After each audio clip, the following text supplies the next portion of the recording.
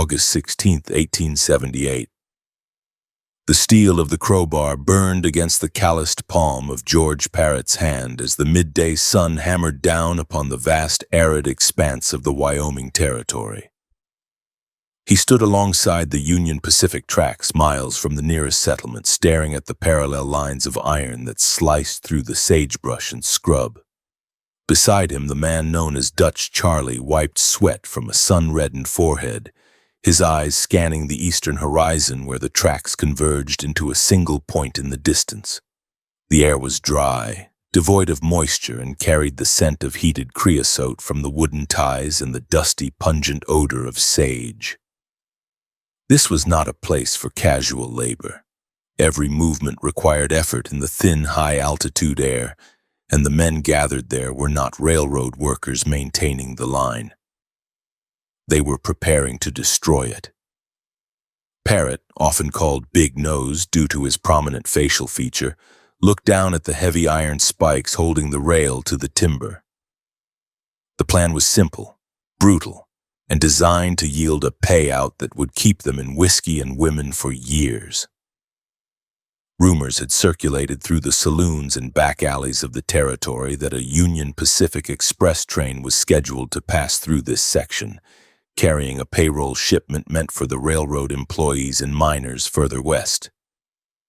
The specific amount varied depending on who told the story, but the consensus was that the safe in the express car held thousands of dollars in gold and currency. Parrott and his associates, Dutch Charlie Burris, Frank Tola, Jack Campbell, Sim Jan, and Tom Reed, had decided that the money belonged to them, and they were willing to wreck a train and kill everyone on board to take it. The location they had chosen was calculated for maximum destruction. It was a lonely stretch of track near the Medicine Bow River, situated between the small depot of Como and the coal station at Carbon. Here, the land undulated with dry gullies and rock formations, providing ample cover for men and horses while obscuring the view for any engineer staring out from a locomotive cab. Parrott jammed the wedge of the crowbar under the head of a rusted iron spike. He applied leverage, his shoulder muscles straining against the resistance of the wood. The spike groaned, a sound of metal friction against dry timber, and slowly began to rise. The wood surrounding the spike was splintered and gray with age, having baked in the Wyoming summers and frozen in the winters since the line was laid a decade prior. Dutch Charlie worked on the opposite side of the rail. He lacked Parrott's patience. Charlie was a volatile man, prone to sudden shifts in temperament, and the heat was making him agitated. He cursed the flies that buzzed around his face, swatting at them with a dirty hand while he pried at the iron. The gang intended to loosen a specific section of the rail on a curve.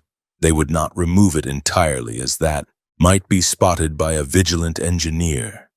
Instead, they pulled the spikes from the inside of the rail and attached a length of telegraph wire to the steel beam. The wire ran from the track through the dusty gravel of the rail bed and into a clump of sagebrush where the outlaws planned to hide. The mechanics of the trap relied on timing. When the train approached, they would pull the wire, yanking the loosened rail out of alignment just seconds before the engine hit the gap.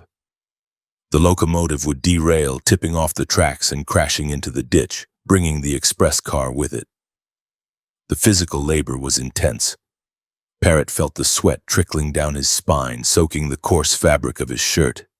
His boots crunched on the ballast, the sharp, angular stones packed between the ties to stabilize the track. Every strike of the bar, every heave to loosen a spike echoed in the silence of the plains. They had to work quickly. The schedule of the trains was somewhat predictable, but freight trains and work crews often moved at irregular intervals. If a section gang came through on a handcar before the express train, the plan would be ruined. Parrott signaled to Campbell to bring the wire. Campbell, a man with a hardened face and eyes that constantly shifted to check their surroundings, uncoiled the heavy gauge wire. He wrapped one end securely around the base of the rail, twisting it tight with pliers to ensure it would not slip under the tension of the pull. Once the rail was sufficiently loose, the men shoveled dirt and gravel back over the ties to conceal their work. They smoothed the ground with their boots, kicking dust over the fresh scratches on the wood and the glint of the wire. From a distance of 10 yards, the track looked undisturbed. The deception was critical. A train engineer traveling at 20 or 30 miles per hour would be focused on the track ahead, but at that speed, he would need hundreds of yards to stop. By the time he saw the rail move, it would be too late to reverse the steam or apply the air brakes. Parrott checked the concealment one last time, wiping his hands on his trousers. The grease from the rail and the dirt from the ground left dark streaks on the fabric. He nodded to the others and they retreated to a wash, a dry creek bed, situated roughly 200 yards from the ambush site. The waiting began. The men settled into the dirt of the wash, positioning themselves so they could peer over the rim without being seen. They had tethered their horses further back in a cluster of scrub oak, hidden from view but close enough for a quick escape. The sun moved slowly across the sky, changing the shadows on the prairie from short, sharp outlines to elongated stretches of darkness. Parrott took a pull from a canteen, the water warm and tasting of tin. He checked his revolver, a large caliber Colt, spinning the cylinder to ensure the action was smooth. Violence was a tool for these men, as essential as the crowbar they had just used. If the train derailed as planned, the survivors would be dazed and injured. The guards in the express car would be the primary threat. Parrott and his gang were prepared to shoot anyone who offered resistance. Conversations in the wash were sparse and kept to low murmurs. They spoke of the gold, speculating on how they would spend it. Dutch Charlie muttered about heading south to Texas or Mexico once they had the loot. Turle cleaned his fingernails with a knife, appearing detached. Parrott watched the tracks. He watched the telegraph lines that ran parallel to the rail, the glass insulators glinting in the sunlight. Those wires carried messages across the continent, but today, if they were lucky, the only message leaving this place would be a distress signal that came too late. The anticipation was a physical weight in the gut, a mixture of adrenaline and the primal fear of things going wrong. In the distance, the faint, rhythmic chugging of a steam engine became audible. It was a low vibration at first, felt in the ground before it was heard. Parrott stiffened, signaling the others to stay low. The sound grew louder, a steady mechanical beat accompanied by the hiss of steam. Smoke appeared on the horizon, a dark plume rising against the blue sky. The men gripped their weapons. Campbell held the end of the wire, his knuckles white. They needed the locomotive to be close, within 100 yards, before they pulled the rail. If they pulled too early, the engineer might see the brake and have time to slow down, reducing the severity of the crash.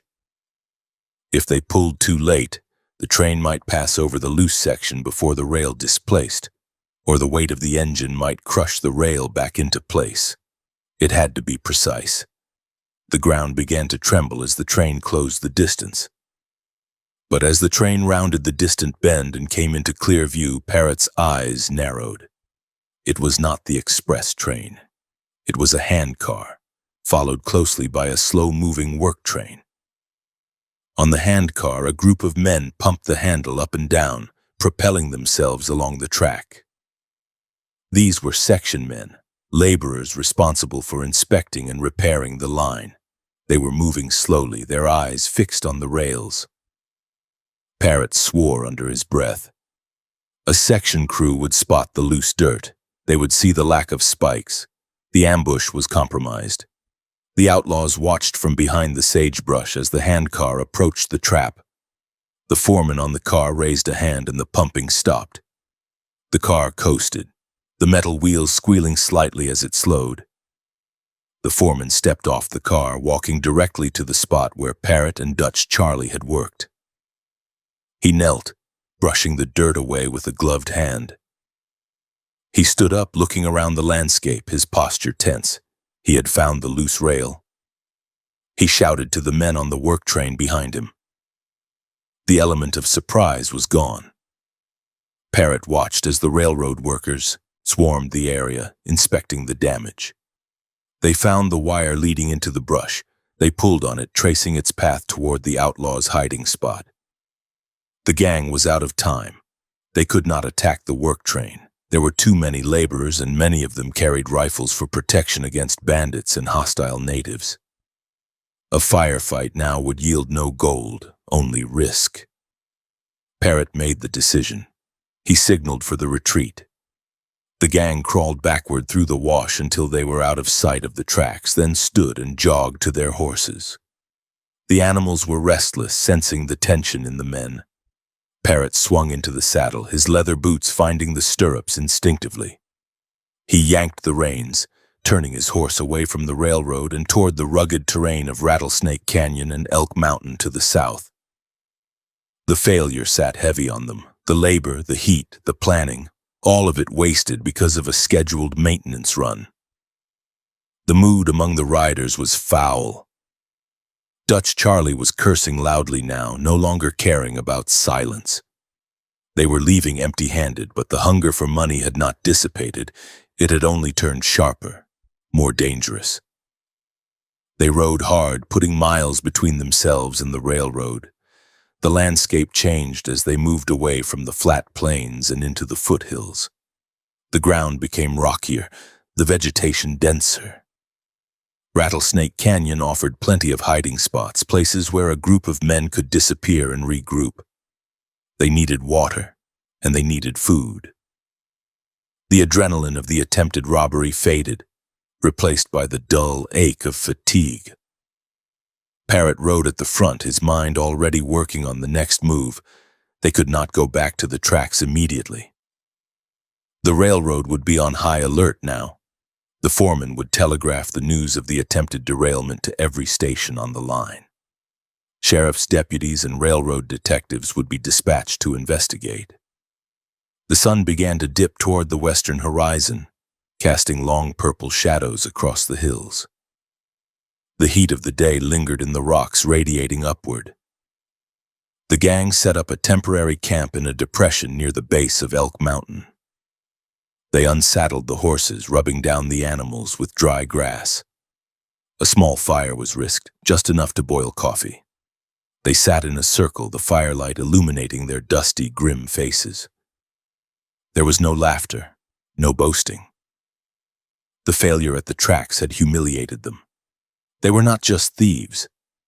They were incompetent thieves, at least in this instance. This stung their pride. Parrott chewed on a strip of dried beef, his jaw working mechanically. He looked at the faces of his crew. They were desperate men, and desperation made them volatile. Dutch Charlie threw a stone into the darkness. He stated that they should have shot the section foreman. He argued that they should have ridden down there and killed them all just for the sport of it. Parrott silenced him. Killing. A work crew paid nothing. They were after the payroll, but the reality was clear. They had exposed themselves. The law would be looking for a group of men matching their description. They were now hunted. The railroad had deep pockets and employed aggressive detectives who specialized in tracking down men who interfered with Union Pacific property. Parrott knew that they could not simply drift away. They needed to lie low, wait for the heat to die down, and then find another target. The night air grew cold, a sharp contrast to the blistering day. Parrott wrapped himself in his blanket, lying on the hard ground. The stars above were brilliant and cold, indifferent to the struggles of men. He thought about the wire connected to the rail. It had been a good plan. It should have worked. The memory of the foreman kneeling exactly where he had stood hours before was an irritation that would not leave him. They had been so close. The proximity to the wealth, separated only by a few inches of steel and timing, gnawed at him. He closed his eyes, but sleep was shallow. Every snap of a twig, every rustle of the wind in the pines brought him to alertness. The next morning, August 17th, the gang moved deeper into the cover of Rattlesnake Canyon. They needed to secure their position. They scouted the area looking for fresh water springs and game. They shot a deer, dressing the carcass quickly and roasting the meat over a smokeless fire built from dry willow branches. The fresh meat improved their spirits slightly, but the tension remained. They checked their weapons repeatedly. Cleaning patches were run through gun barrels, cylinders were oiled. They were preparing for a fight, even if they didn't know exactly when it would come. Parrott knew that the Union Pacific would not let the incident slide. The company took attempted derailment personally. It was an act of terror against the line, and the response would be swift. Parrott spent the afternoon of the 17th watching the approaches to their camp. He found a vantage point on a ridge that offered a view of the lower valley. He watched for the dust clouds that would indicate riders. He knew the local lawmen. He knew of Sheriff Rankin and Rawlins. He knew that the railroad detectives were often former soldiers or gunmen who knew how to track. The wilderness of Wyoming was vast, but it was not infinite. A group of 6 men on horses left a trail that was easy enough to follow if one knew what to look for. Crushed grass, overturned stones, horse droppings. They had tried to cover their tracks leaving the rail line, but complete concealment was impossible when moving with speed. The gang spent the next 2 days in a state of idle anxiety. They played cards with a greasy dog-eared deck, gambling with the few coins they had in their pockets. Arguments flared over minor infractions, a look, a tone of voice, a perceived cheat in the game. Parrott had to intervene twice to prevent fists from flying. He reminded them that their enemy was out there, not in the camp. They needed to save their aggression for the lawmen who were surely combing the hills for them. The waiting was the hardest part. It gave them time to think about the noose. In the Wyoming Territory, attempted train robbery was a serious offense, but train wrecking was seen as a capital crime by many, regardless of what the statute said. If caught, they could expect little mercy from a judge and even less from a vigilante mob. By the morning of August 19th, the supplies were running low again. The deer meat was gone. The coffee was dregs. They needed to move or raid a ranch for supplies. Parrott considered their options. They could head further south toward Colorado, or loop back north and try to hit a stagecoach. The railroad was too hot for now. As he packed his saddlebags, checking the cinch on his horse, a lookout posted near the canyon entrance whistled low and sharp. It was the signal. Riders were approaching, not a random traveler, but a group moving with purpose. Parrott grabbed his rifle, a Winchester lever action, and moved to the edge of the camp. He peered through the brush. 2 men were riding up the canyon floor. They were moving slowly, their eyes on the ground, tracking. One man wore the badge of a deputy sheriff. The other looked like a railroad man. They were alone, or at least they appeared to be alone. They were following the trail the gang had left days ago. Parrott looked back at Dutch Charlie and the others. The boredom and anxiety vanished, replaced instantly by a cold, lethal resolve. The hunters had found them, but the hunters had made a fatal mistake. They had underestimated the prey. Parrott jacked around into the chamber of his rifle. The metallic clack was loud in the stillness. It was time to stop running and start shooting. The failure at the tracks would be paid for in blood here in the canyon. August 19th, 1878. The sun had reached its zenith, hanging directly above the jagged spine of Elk Mountain, turning the interior of Rattlesnake Canyon into a cauldron of dry, shimmering heat. The air was still, devoid of even the slightest breeze to stir the dusty sagebrush that clung to the rocky slopes. High above the canyon floor, George Parrott lay prone behind a limestone outcrop, the rough stone pressing against his ribs.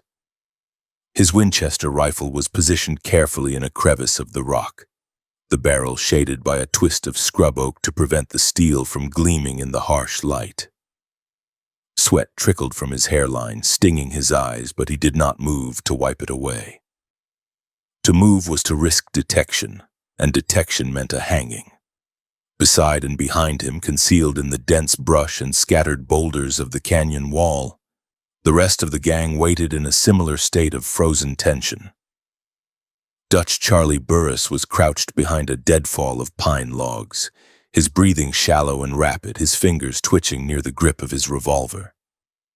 Frank Tulla, Jack Campbell, Sim Jan, and Tom Reed were spread out in a loose, ragged skirmish line, their weapons trained on the narrow trail that wound along the bottom of the gorge. The silence was absolute, a heavy, oppressive weight that seemed to amplify the buzzing of the horseflies and the frantic beating of a lizard's heart on a nearby stone. They were the predators in this landscape, lying in wait for the men who had been foolish enough to hunt them. The sound of hoofbeats broke the stillness first, a rhythmic crunching of iron shoes on loose gravel, echoing faintly off the canyon walls before the riders themselves came into view. Parrott shifted his weight imperceptibly, aligning his eye with the iron sights of the Winchester. He slowed his breathing, forcing his heart rate to steady. Two riders emerged from around the bend of the canyon wall, moving at a slow, deliberate walk. They were lawmen. Their posture and the way they scanned the ground told the story of their profession. They were tracking, their eyes fixed on the faint disturbances in the dirt that marked the passage of the gang's horses days prior. Leading the pair was Deputy Sheriff Robert Widowfield of Carbon County. He was a man of solid reputation, known in Rawlins for his fairness and steady nerve, but today he looked exhausted. The dust of the trail coated his dark coat and the brim of his hat, and his face was drawn with the fatigue of a long pursuit. He rode a bay horse that hung its head low, its flanks heaving slightly in the heat. Beside him rode Union Pacific Detective Tip Vincent. Vincent was a different breed of lawman, a specialist employed by the railroad to protect its assets with ruthless efficiency. He carried a fine Henry repeating rifle across his saddle, his thumb resting near the hammer, his eyes constantly moving from the trail to the ridgelines. They had followed the gang from the sabotaged tracks at Medicine Bow, reading the signs in the earth like a book written in dust and broken twigs.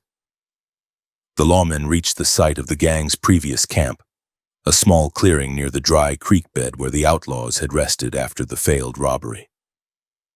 The ashes of their campfire were still visible, a blackened scar on the pale, sun-baked earth. Widowfield pulled back on his reins, bringing his horse to a halt.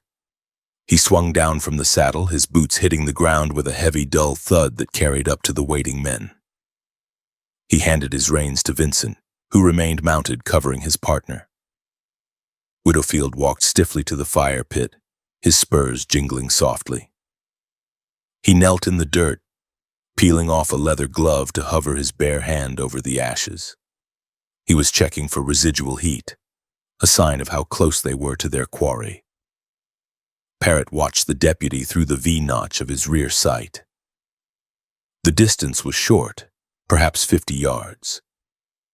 He could see the texture of Widowfield's coat, the sweat stains on his collar, and the focused expression on his face as he examined the charred wood. The deputy looked up at Vincent and nodded, mouthing words that did not carry up the slope but whose meaning was clear. The ashes were cold, but the trail was fresh. They were close. Widowfield stood up, dusting his hands on his trousers.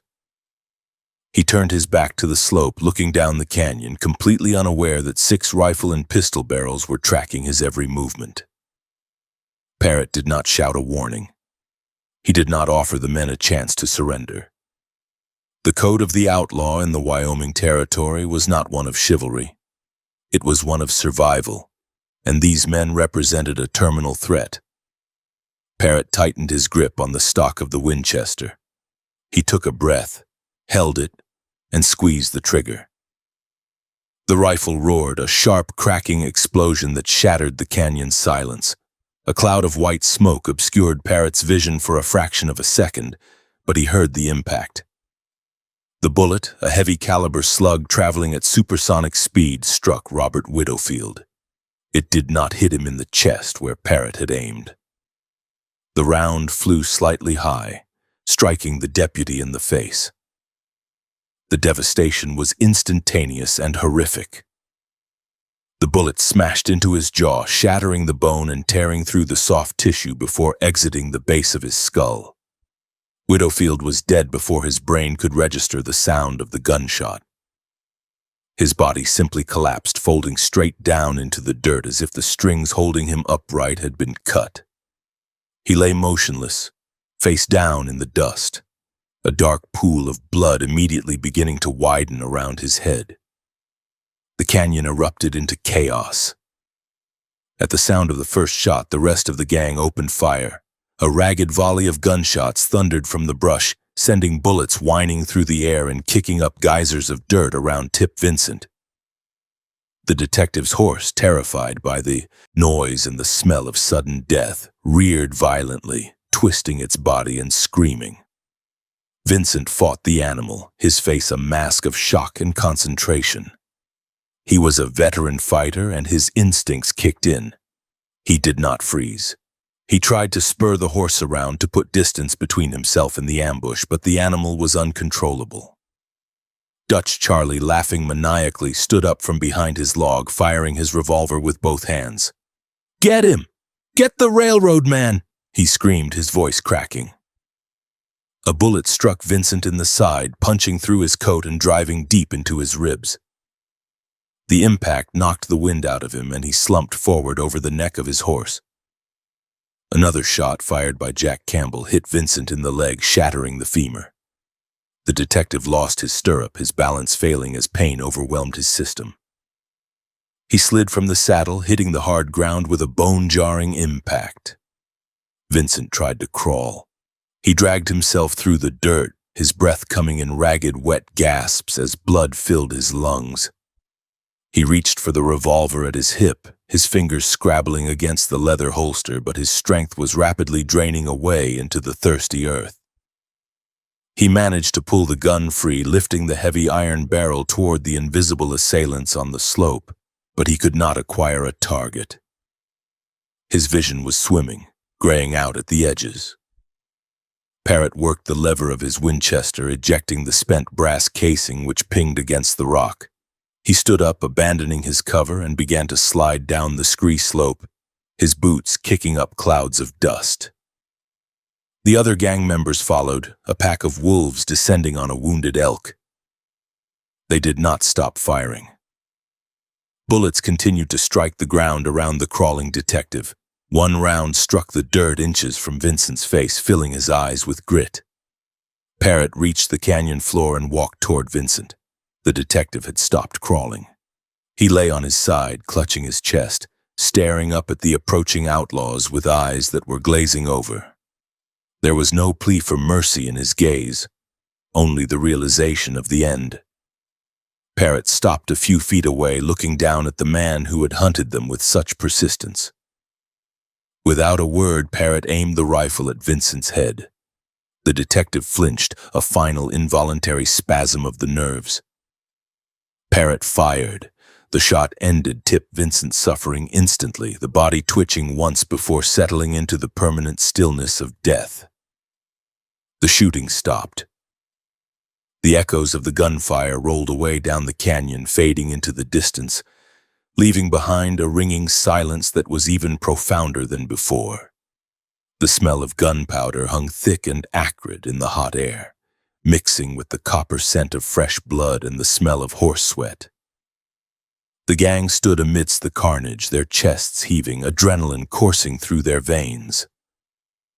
They looked at one, another wild-eyed and dusty. They had done it. They had killed the law. Dutch Charlie walked over to Widowfield's body. He nudged the dead deputy with the toe of his boot, flipping the corpse over.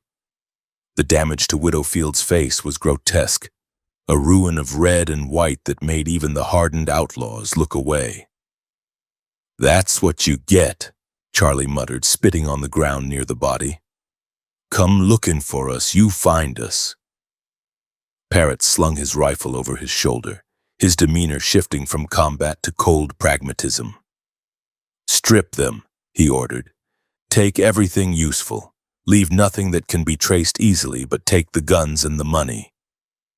The looting began. It was a grimy, intimate violation. Turla and Simjan knelt beside Widowfield. They unbuckled his gun belt, pulling the heavy leather strap from beneath the dead man's waist. They took his revolver, a well-oiled Colt, and checked the cylinder. It was fully loaded. They went through his pockets, their bloody fingers pulling out a silver pocket watch, a handful of coins, and a folded handkerchief. They took his boots, struggling to pull the leather from the cooling limbs. Campbell and Reed stripped Vincent. They took the Henry rifle, a prize weapon that was worth more than most of the horses they rode. They took his ammunition, his belt, and his wallet. Parrott watched, his eyes scanning the ridgelines, ensuring no other riders were approaching. The violence of the act was done, but the danger was only beginning. Killing a deputy and a railroad detective was not a simple murder. It was an act of war against the state and the corporation. "We can't leave them here," Parrott said, his voice flat. "If a patrol finds them in the open, they'll know exactly how it happened. We need to buy time." He pointed toward a deep ravine near the canyon wall, choked with dead sagebrush and fallen rocks. "Drag them over there. Hide them." The men grabbed the ankles of the dead lawman. Parrott took one of Vincent's arms while Campbell took the other. They heaved the dead weight, dragging the body across the rough ground. Vincent's head bounced over the stones, leaving a trail of blood and disturbed dust. They dumped him into the ravine, the body rolling down the slope and coming to rest in a tangle of dry branches. They returned for Widowfield, dragging him in the same manner, tossing him on top of the detective. It was a disrespectful, hasty burial. They kicked rocks and dirt down the slope, covering the bodies with loose debris and snapped branches until the colorful fabric of their clothing was obscured by the dull browns and grays of the landscape. Parrott walked back to the spot where Widowfield had fallen. A large, dark stain saturated the ground, glistening in the sunlight. Flies were already beginning to gather, buzzing in a black cloud. Parrott used his boot to kick fresh dirt over the blood, scuffing the ground to break up the outline of the stain. He worked methodically, erasing the sign of the kill. He picked up the spent brass casings he could find, shoving them into his pocket. "Get the horses," Parrott commanded. The lawmen's horses had bolted a short distance down the canyon but had stopped, grazing nervously on a patch of dry grass. Reed and Turla jogged down the trail to retrieve them. The animals were skittish, smelling the blood on the men, but they were secured. These horses were valuable assets, fresh, strong, and equipped with good tack. They would replace the gang's tired mounts. The gang remounted, their saddlebags now heavier with the stolen gear. The mood had shifted from the manic energy of the firefight to a dark, brooding anxiety. They all understood the magnitude of what had just occurred. This was not a robbery where they could disappear for a few months and return when the heat died down. They had killed a popular deputy and a company man. The telegraph wires would be humming with this news within 24 hours of the bodies being found. Every sheriff, marshal, and bounty hunter from the Missouri River to the Pacific would be looking for them. Parrott looked at the ravine one last time. The brush looked disturbed, but from a distance it might pass for a natural rockslide. It wouldn't hold up to close inspection, but it might give them a day or two before the bodies were discovered. "We ride south," Parrott said. "Run hard. No stopping until we're out of the territory." They turned their horses and spurred them into a gallop, leaving the silence of Rattlesnake Canyon behind them. The sun continued to beat down, indifferent to the double murder. The heat waves shimmied off the rocks, distorting the air. Behind them in the ravine, the flies settled on the blood-soaked earth, and the shadows began to lengthen as the afternoon wore on. George Parrott rode at the front of the pack, his face set in a grim line. He could feel the weight of the stolen revolver in his saddlebag. He knew that the killing of Widowfield and Vincent had sealed his fate. There was no going back to being a petty thief. He was now a killer of lawmen. The noose was no longer a possibility, it was a probability. As the hooves of his horse pounded the earth, Parrott felt a cold certainty settle in his gut. They had won the skirmish, but they had started a war they could not win. The blood in the canyon would scream for justice, and the echo of that scream would follow him until the day he died. The sun began its descent, casting the canyon into deep shadow. The air cooled rapidly, the temperature dropping as the high desert surrendered its heat. The ravine where the bodies lay became a place of absolute darkness. Widowfield and Vincent, men who had woken up that morning with plans and futures, now lay together in the cold earth, their duty ended by the sudden, senseless violence of the outlaw. The wilderness reclaimed the scene, the wind whistling through the rocks, erasing the hoofprints, blowing dust over the blood, hiding the sins of Big Nose George and his gang, but only for a moment. The reckoning was coming, riding slow and steady like a freight train on a downhill grade. August 27th, 1878. The high summer heat in the Wyoming Territory had settled into a punishing, relentless oppression that baked the moisture out of the earth and left the air shimmering with thermal distortion. In the town of Rawlins, the silence that had followed the departure of Deputy Sheriff Robert Widowfield and Union Pacific Detective Tip Vincent had stretched into an agonizing span of days without word. The initial confidence that the two capable lawmen would track down the train wreckers and return with prisoners in irons had evaporated, replaced by a dense, suffocating dread that permeated the dusty streets and the rail yards. Sheriff James Rankin, a man whose face bore the lines of hard years on the frontier, organized a search party not with the optimism of reinforcement, but with the grim, steely resolve of a recovery mission. The telegraph lines remained silent regarding their location, and no riders had come down from the Medicine Bow Range with news. The posse that rode out from the stables of Rawlins was a hardened group, composed of men who understood the unforgiving nature of the Carbon County wilderness. They checked their cinches and rifle scabbards with mechanical precision, their eyes shadowed under wide-brimmed hats. They carried extra canteens and heavy canvas tarps, provisions that spoke to the darker possibilities of their errand. The group moved south, retracing the general direction the two missing lawmen had taken over a week prior. They stopped at the isolated ranches scattered through the foothills, asking the same questions to the homesteaders who leaned on fence posts, wiping sweat from their necks. The answers were consistent and disheartening. Widowfield and Vincent had passed through looking for tracks, heading toward the rugged, broken terrain of Elk Mountain and Rattlesnake Canyon. They had not returned. As the search party pushed deeper into the wild country, the landscape became increasingly hostile. The ground was a jagged mosaic of dry gullies, limestone ridges, and thick tangles of sagebrush that snagged on the horses' legs. The sun hammered down on the men, heating their dark coats and boiling the water in their canteens. Conversation was non-existent. The only sounds were the creak of saddle leather, the strike of iron horseshoes on rock, and the constant dry wind that hissed through the scrub. Sheriff Rankin rode at the front, his eyes scanning the ground for any sign of passage. The tracking was arduous. The wind had scoured the earth in the intervening days, blurring the sharp edges of hoofprints and filling in the depressions with fine, silty dust. However, these men were accustomed to reading the subtle language of the ground. A crushed bush here, a scarred rock there, a pile of horse droppings that had dried to husks. They found the faint, almost invisible trail leading into the mouth of Rattlesnake Canyon. The gorge was a narrow, shadowed slash in the earth, the walls rising steeply to block out the late afternoon sun. It was a natural ambush point, a place where the advantage always lay with the one looking down. It was not the tracks that gave the final location away, but the biology of the canyon itself.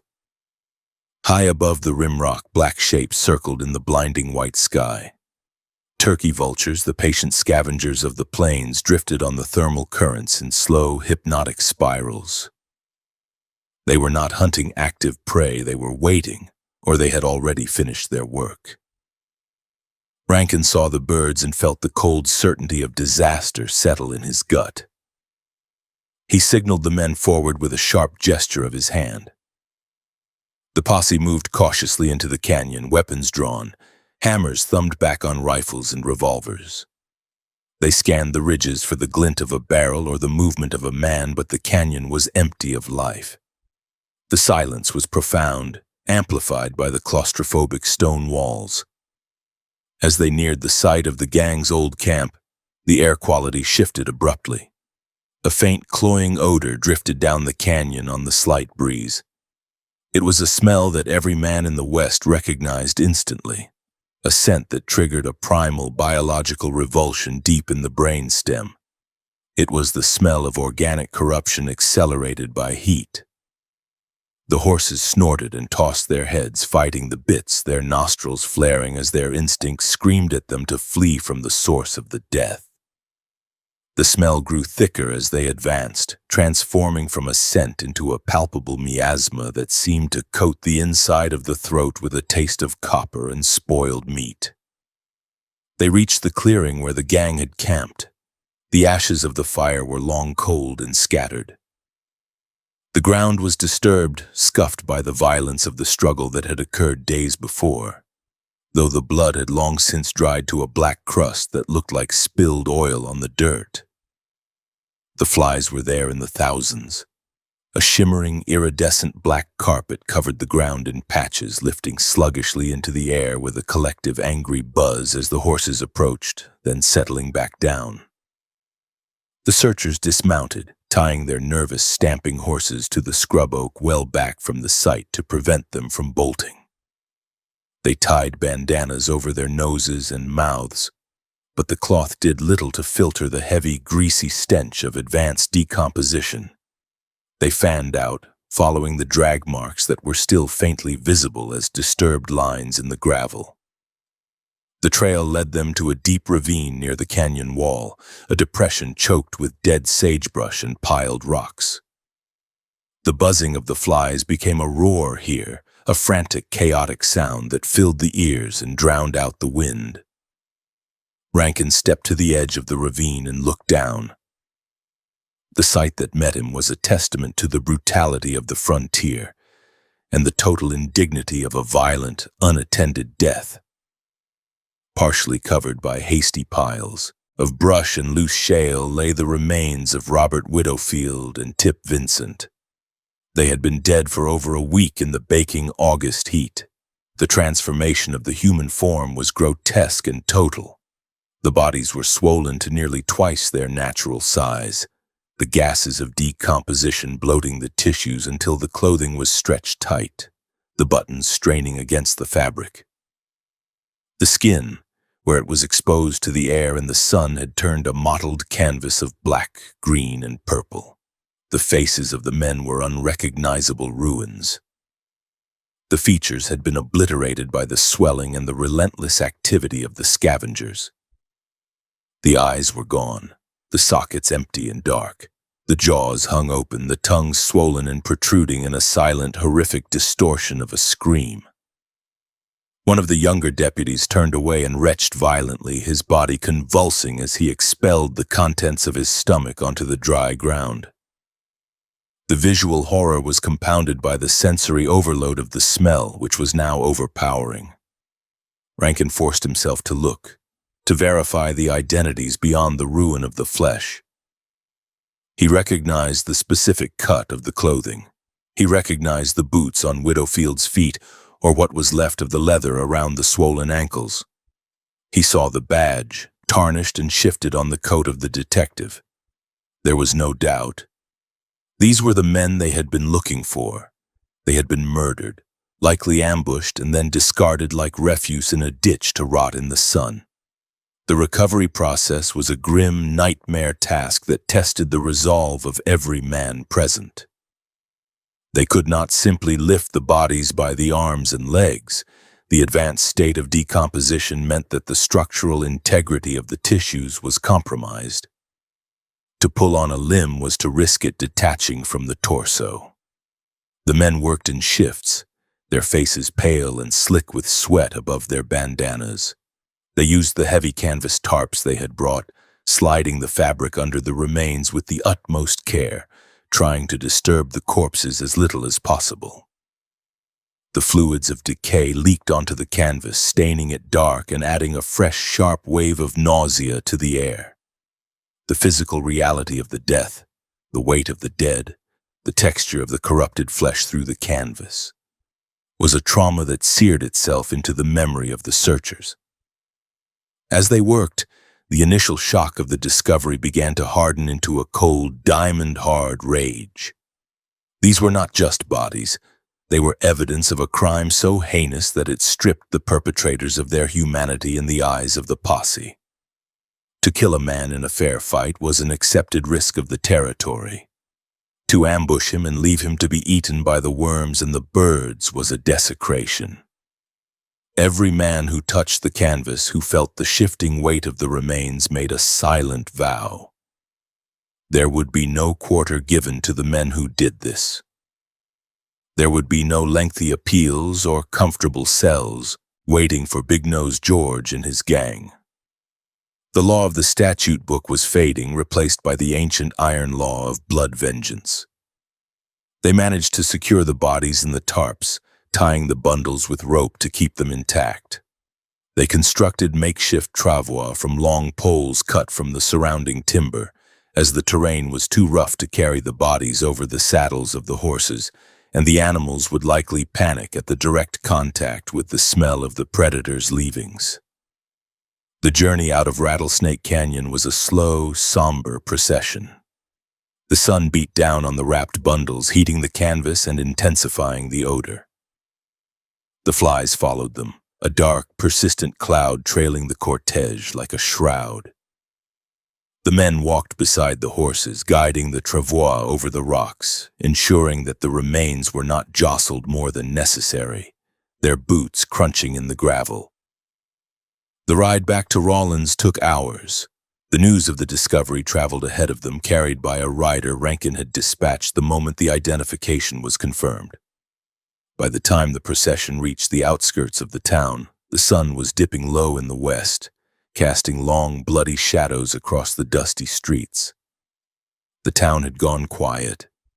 The saloons had emptied, the shops had closed, and the people stood on the boardwalks and in the dirt of the street watching the approach of the search party. There was no cheering, no murmuring. The silence was heavy, respectful, and terrifying. The wagons carrying the bodies transferred from the travois once they reached the main road creaked loudly in the stillness, the wheels grinding in the ruts. As the wagons passed the gathered crowd, the townspeople caught the scent. Even wrapped in blankets and canvas, the odor of the rotting truth permeated the air. It was the smell of the reality of their existence, a reminder that civilization in the territory was a thin veneer over a savage wilderness. Men took off their hats and held them over their chests, their faces grim. Women pressed handkerchiefs to their faces, some turning away to weep, others staring with wide, horrified eyes at the shapeless bundles that had once been men they knew. The stark reality of the condition of the bodies stripped away any romantic notions of the outlaw lifestyle. This was not a storybook ending. It was a biological horror. They brought the bodies to the makeshift undertaker's facility, a cool room at the back of a livery stable used for such grim tasks. The canvas was removed, and the full extent of the atrocity was revealed to the coroner and the close friends of the deceased, who had the stomach to witness it. The condition of Widowfield was particularly harrowing for the locals who had known his smile and his handshake. The bullet wound in the face, which had shattered his jaw and skull, was impossible to hide, even with the ravages of decay. It was a mark of execution. The violence done to them had not ended with the bullet. The elements had finished the job, stripping them of their dignity and reducing them to organic waste. That evening, the mood in Rawlins shifted perceptibly.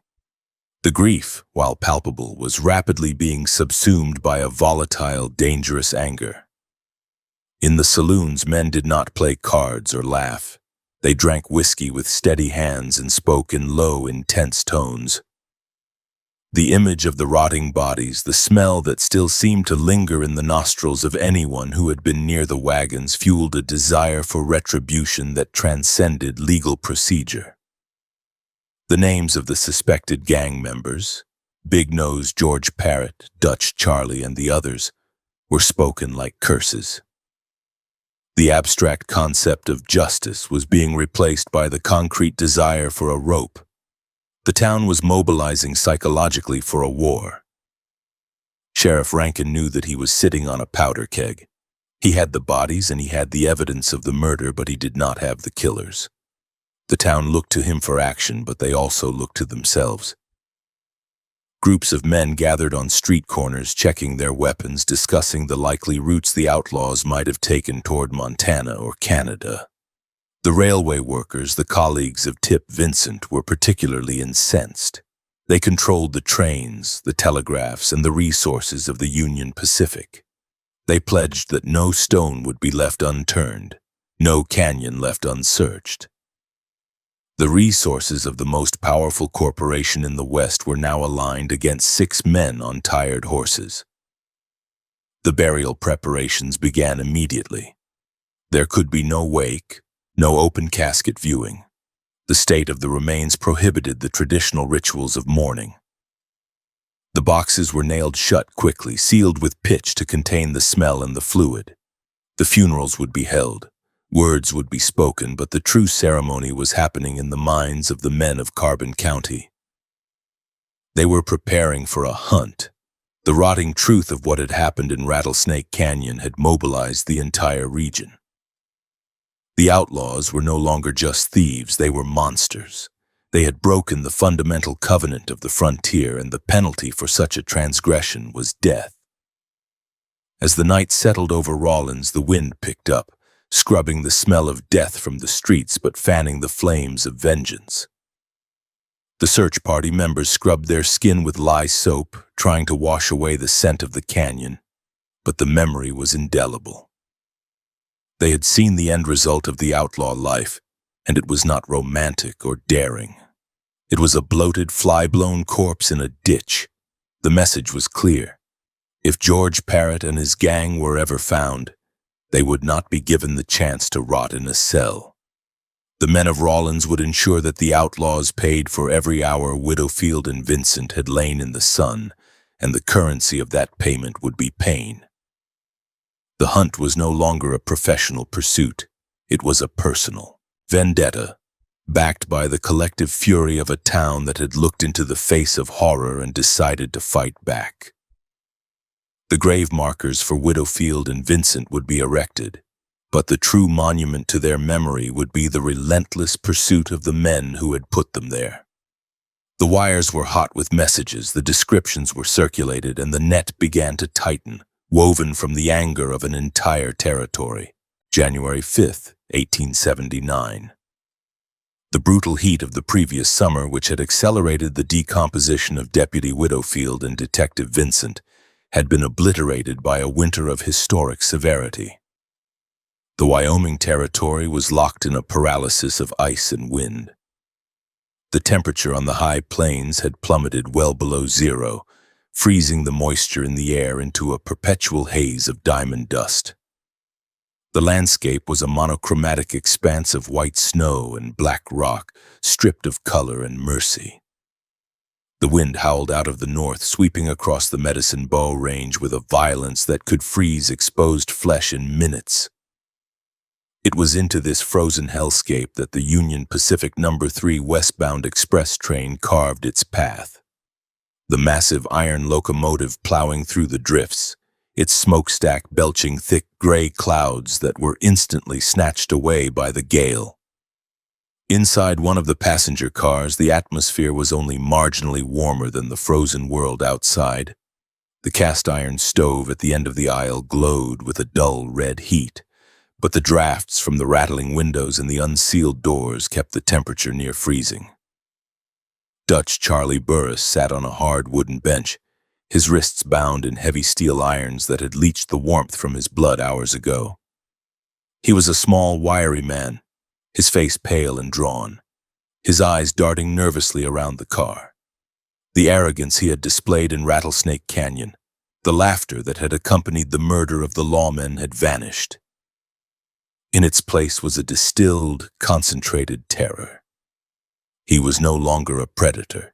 He was prey that had been run to ground, captured in the east, and was now being transported back to the scene of his crime. Sheriff James Rankin sat opposite him, his posture rigid and alert. The sheriff's face was etched with fatigue, but his hand never strayed far from the grip of his revolver. He knew that transporting a man like Dutch Charlie was a dangerous undertaking. The anger in Carbon County had not dissipated with the passing of the months. It had merely hardened, preserved by the cold like meat in a root cellar. Rankin watched the snowy landscape blur past the window, the telegraph poles snapping by in a rhythmic cadence. Each pole was a reminder of the civilization that was slowly encroaching on the frontier, and each pole was a potential gallows in a land where trees were scarce. The train began to decelerate. The rhythmic clacking of the wheels on the rails slowed, the tempo dropping as the engineer applied the air brakes.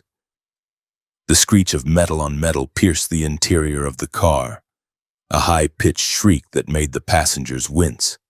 The conductor opened the door at the front of the car, a gust of freezing wind preceding him. "Carbon!" he shouted, his voice cracking against the dry air. "Carbon Station, 20 minutes for water and coal." The name of the town hit Dutch Charlie like a physical blow to the stomach, stiffened, his chains rattling against the wood of the seat.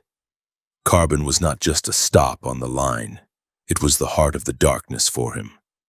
It was a coal mining camp, a rough, dirty collection of shacks and industrial equipment populated by hard men who spent their lives hacking at the black veins of the earth. More importantly, it was the home turf of Robert Widowfield. The murdered deputy had lived here, worked here, and was beloved by the miners. To stop at Carbon was to walk into a den of wolves while smelling of blood. Charlie looked at Rankin, his voice trembling as he asked if they had to stop. Rankin nodded grimly. The locomotive required fuel and water to cross the Continental Divide. The physics of the steam engine did not care about the safety of a murderer. As the train hissed to a halt, steam enveloping the platform in a dense white fog, the reality of the situation became visible through the frosted glass. The platform was not empty. It should have been deserted in this weather, but instead it was packed with a dark, seething mass of humanity. Over 100 men stood in the snow, their breath rising in clouds of vapor. They were not travelers. They were miners clad in heavy canvas coats and wool caps, their faces smeared with coal dust that made their eyes stand out like white marbles. They carried no luggage.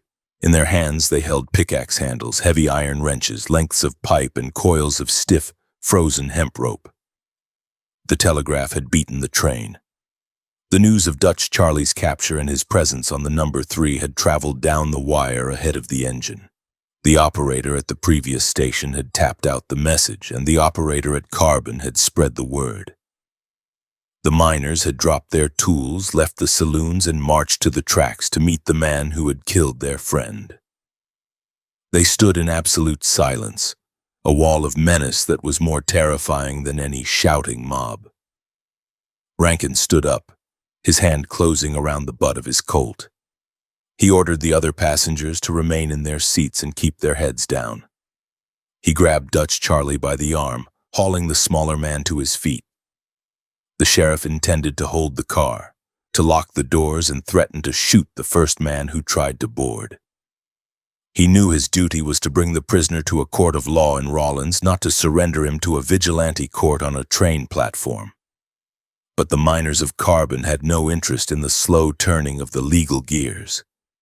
The doors at both ends of the car were wrenched open simultaneously. The locks shattered under the force of crowbars and heavy boots. The cold wind rushed in, carrying the smell of coal smoke and the roar of the crowd which had suddenly found its voice. Men poured into the narrow aisle, jamming the space with their bulk. They were big men strengthened by years of manual labor, and they moved with a singular, unstoppable purpose. Rankin leveled his revolver at the lead man. He shouted for them to get back, warning that he would fire. The foreman did not flinch. He looked at the sheriff and spoke calmly, stating that they had no quarrel with him, but the prisoner belonged to Carbon. Before Rankin could pull the trigger, or perhaps deciding that shooting into a crowd of 50 men would only result in a massacre, he was rushed. Hands grabbed the sheriff, pinning his arms to his sides. He was lifted bodily and shoved into a seat, his weapon twisted from his grip. He struggled, kicking and shouting, but the weight of the numbers was overwhelming. They did not hurt him. They simply neutralized him. The mob turned its attention to Dutch Charlie. The outlaw shrank back against the window, whimpering. He tried to slide under the bench, but strong hands grabbed his coat. He was hauled into the aisle, his boots scraping uselessly on the floorboards. He screamed as they dragged him toward the door, a high, thin sound of pure panic that cut through the noise of the crowd. They passed him hand over hand like a bucket in a fire brigade until he was thrown out onto the wooden platform. The impact with the frozen planks knocked the wind out of him. He scrambled to his knees, gasping for air, looking up at the circle of men who towered over him. The sky above was a heavy leaden gray. The wind bit through his clothes, freezing the sweat that had broken out on his skin. He looked for a friendly face, a sign of hesitation, but found none. The eyes staring down at him were filled with a cold, metallic hatred. These men remembered the bloated bodies of Widowfield and Vincent. They remembered the smell of the coffins. They were not here to ask questions. They were here to answer the crime with a final, brutal punctuation. A rope was produced from the crowd. It was a heavy industrial line used for hauling coal cars, stiff with the cold and grease. A noose had already been tied at one end, the knot large and crude. Someone threw the other end over the crossbeam of a telegraph pole that stood near the station house, the wood groaning under the sudden friction. The sight of the rope broke whatever sanity Dutch Charlie had left. He began to weep uncontrollably, snot and tears freezing on his face. He begged them not to kill him. He pleaded for his life, his voice rising to a shriek. The foreman stepped forward, grabbing Charlie by the lapels of his coat and jerking him upright. The miner's face was inches from the outlaw's, the smell of chewing tobacco and coal dust overwhelming. He demanded the truth. He wanted the names. He told Charlie that he was going to die, but he could choose to die quickly or slowly depending on what he said next. Who was with him? Who killed Widowfield? Dutch Charlie, shaking so violently that his teeth audibly clicked together, spilled everything. In a desperate, pathetic attempt to buy seconds of life, he betrayed his Confederates. He screamed the name of George Parrott. He named Big Nose George as the leader, the planner, the man who had given the orders. He named Frank Tola. He named Jack Campbell. He named Sim John and Tom Reed. He described the ambush in Rattlesnake Canyon in vivid detail, trying to shift the blame, claiming he was just following orders, that he hadn't wanted to do it. He confirmed everything the law had suspected but could not prove. He gave the mob the target they needed. The confession did not save him. It sealed his fate. The crowd had heard what they needed to hear. The noose was slipped over his head, the rough hemp scratching against the skin of his neck. The knot was tightened behind his left ear. Charlie screamed again, a primal sound of an animal sensing the slaughterhouse. He begged for his mother. He begged for a priest. He begged them to take off his boots. It was a deep-seated superstition among the men of the West that to die with one's boots on was to die in a state of sin, destined for eternal damnation. He kicked his feet, trying to dislodge the heavy leather riding boots, but his hands were pinned and he could not reach the laces. There was no trapdoor, no scaffold, no calculation of the drop to ensure a broken neck. This was a lynching in its rawest form. Several men grabbed the free end of the rope and began to haul. Dutch Charlie was lifted off the ground, his feet kicking frantically at the empty air. The rope went taut, biting deep into the flesh of his neck. He was not killed instantly. His windpipe was crushed, cutting off the flow of air, while the carotid arteries were compressed, stemming the blood to his brain. It was a slow, agonizing strangulation. Charlie thrashed violently as he hung there. His body fought against the extinction of light. His legs cycled in a futile running motion, seeking purchase on the air. His hands, still in irons, clawed at the rope, trying to pull it away from his throat to get one last gasp of the freezing air. But his strength was failing. His face turned a deep, congested red, then purple, then a mottled blue. His eyes bulged from their sockets, staring blindly at the crossbeam of the telegraph pole. His tongue protruded from his mouth, dark and swollen. Sheriff Rankin, having finally extricated himself from the train car, pushed his way through the perimeter of the crowd. He shouted for them to stop, to let the law handle it, but the wall of miners held firm. They did not attack the sheriff, but they did not let him pass. They told him to watch. They told him that this was the only law that men like Parrott and Burris understood. Rankin stood helpless, outnumbered and outgunned, forced to witness the grim execution of his prisoner. The struggles of the hanging man began to slow. The violent thrashing reduced to a series of spasmodic twitches. The cycling legs stilled, the toes pointing downward. The hands fell away from the neck, dangling uselessly at his sides, the chains clinking softly. The chest heaved one last time in a convulsive attempt to draw breath and then stopped. Dutch Charlie Burris hung still, twisting slowly in the wind, the rope creaking against the wood of the pole. He had died with his boots on. The mob stood for a long moment, watching the body. The silence returned to the platform, heavy and absolute. The anger that had fueled the violence began to ebb, replaced by a somber satisfaction. They had done what was necessary. They had avenged their dead. The foreman checked the body, confirming there was no pulse. He nodded to the men. The work was finished. The conductor of the number 3, who had watched the proceedings with a mixture of horror and professional detachment, signaled the engineer. The whistle blew, a mournful, lonely blast that echoed across the frozen plains and bounced off the surrounding hills. The passengers, pale and shaken, pressed their faces to the glass as the train lurched forward. The wheels spun momentarily on the icy rails, sparks flying before finding traction. The train pulled out of carbon, leaving the body of Dutch Charlie swinging from the telegraph pole as a grim landmark against the white snow. The body was left hanging for the rest of the day. It was not just an execution, it was a message. The telegraph lines that ran above the pole carried the news of the hanging to every station on the Union Pacific line. The message was clear to anyone who could read the code. The killing of lawmen in Carbon County would not be tolerated. The sanctuary of the wilderness was an illusion. The arm of the community was long and its grip was lethal.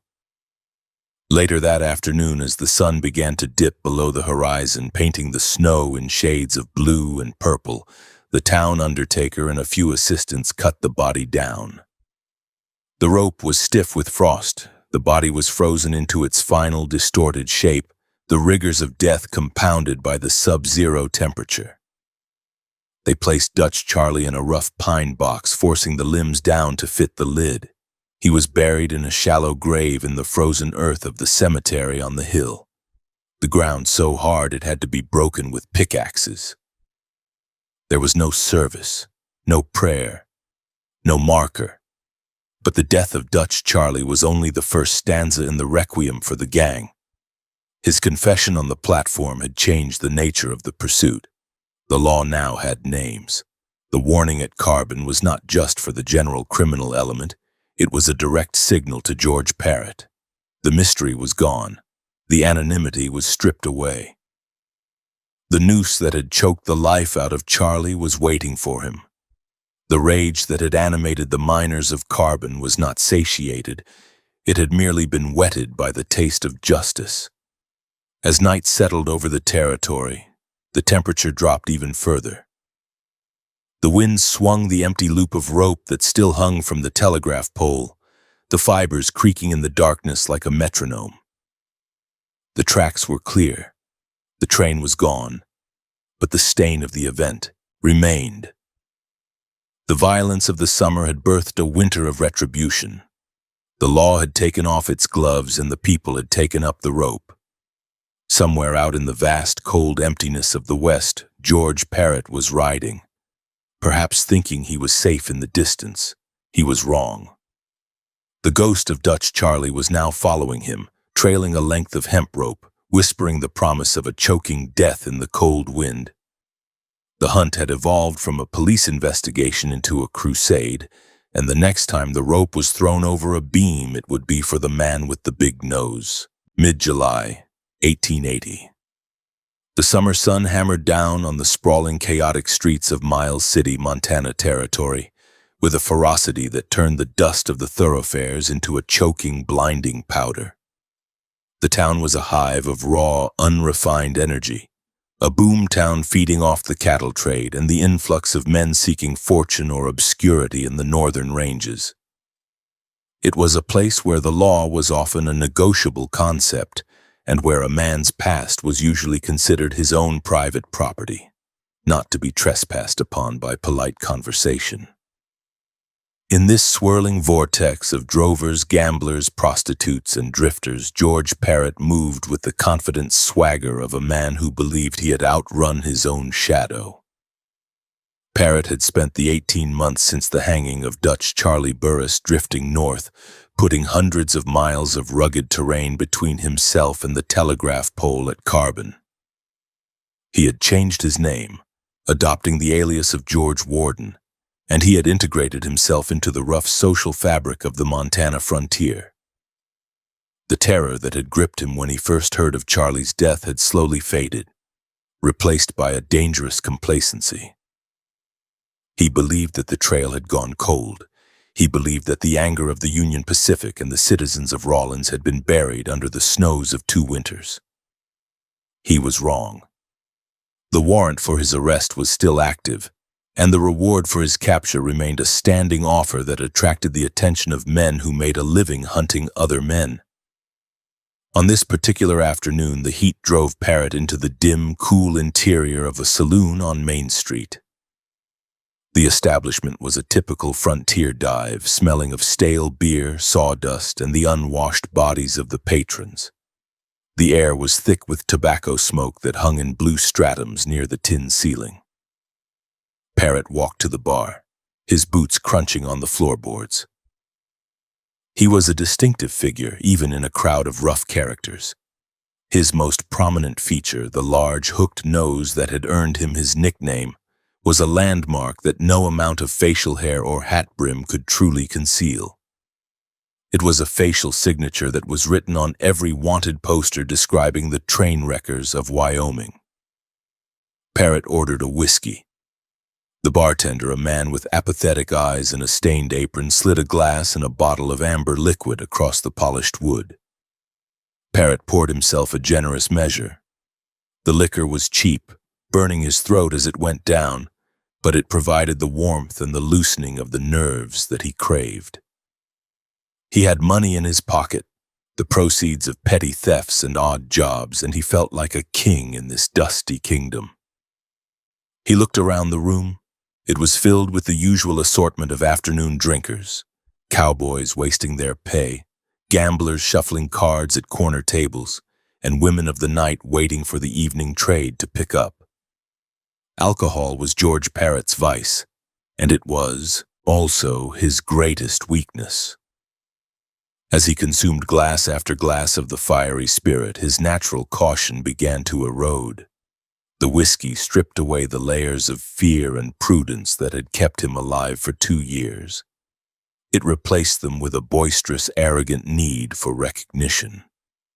It was not enough to be a successful outlaw. He wanted to be known as a dangerous man. He wanted the respect that came from fear. He turned to the man standing next to him, a drift of a fellow with a weathered face and eyes that watched the mirror behind the bar. Parrott began to talk. At first, it was just the usual complaints about the heat and the quality of the liquor. But as the bottle emptied, the conversation turned darker. Parrott leaned in, his breath heavy with whiskey fumes. He started to boast about his exploits. He spoke of the big job down south. He spoke of the Union Pacific and how easy it was to derail a train if you knew how to pull the spikes. The man beside him listened quietly, nodding occasionally, his expression neutral. This lack of reaction seemed to goad Parrott on. He needed a reaction. He needed to shock this stranger. He began to recount the events of August 1878. He did not speak in vague terms. He gave details that only a participant could know. He described the heat of Rattlesnake Canyon. He described the way Deputy Widowfield had looked when he stepped off his horse. Parrott laughed, a harsh grating sound as he mimicked the way the deputy had fallen when the bullet struck his face.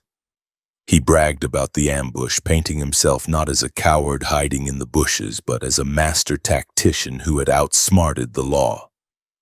He mentioned the name of Tip Vincent, the detective who had crawled in the dirt, and how they had finished him off.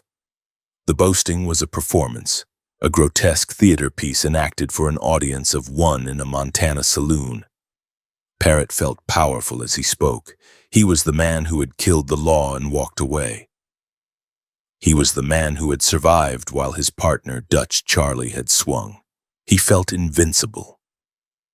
He did not notice the other patrons in the bar glancing his way, drawn by the volume of his voice.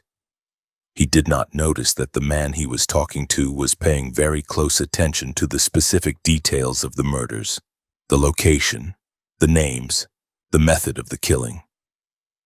Unknown to Parrott, his description matched perfectly with the circulars that had been distributed throughout the territories. The distinctive nose, the timeline, the knowledge of the crime, it all aligned. The listener, or perhaps the bartender who had overheard the conversation, slipped out of the saloon quietly. The information was too specific to be mere drunken ramblings. It was a confession. The word was passed to the local authorities.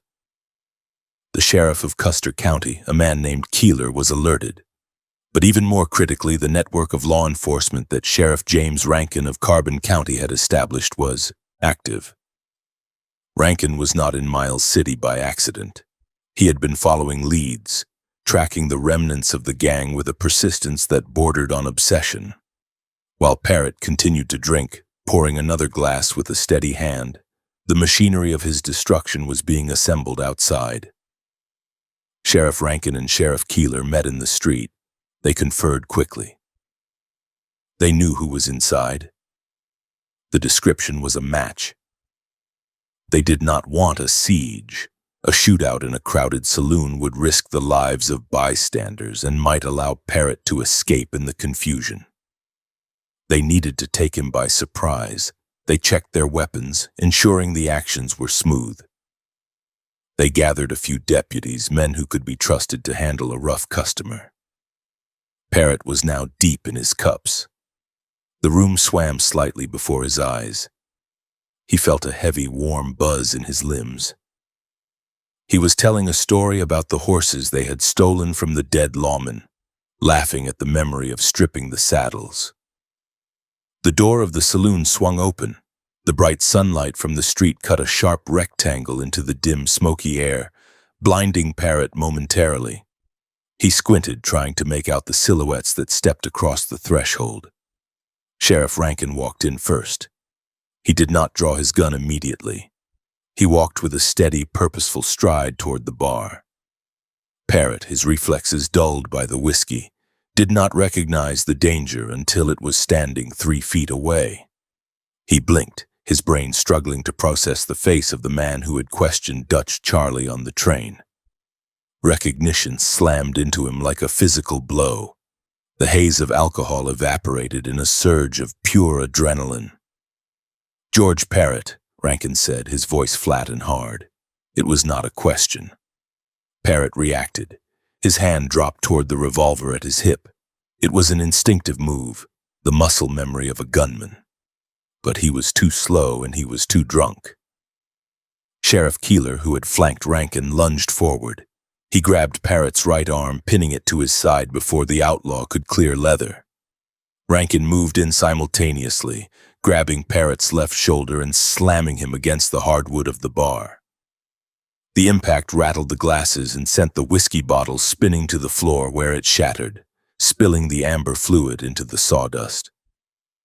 The struggle was brief but violent. Parrott fought with the desperation of a trapped animal.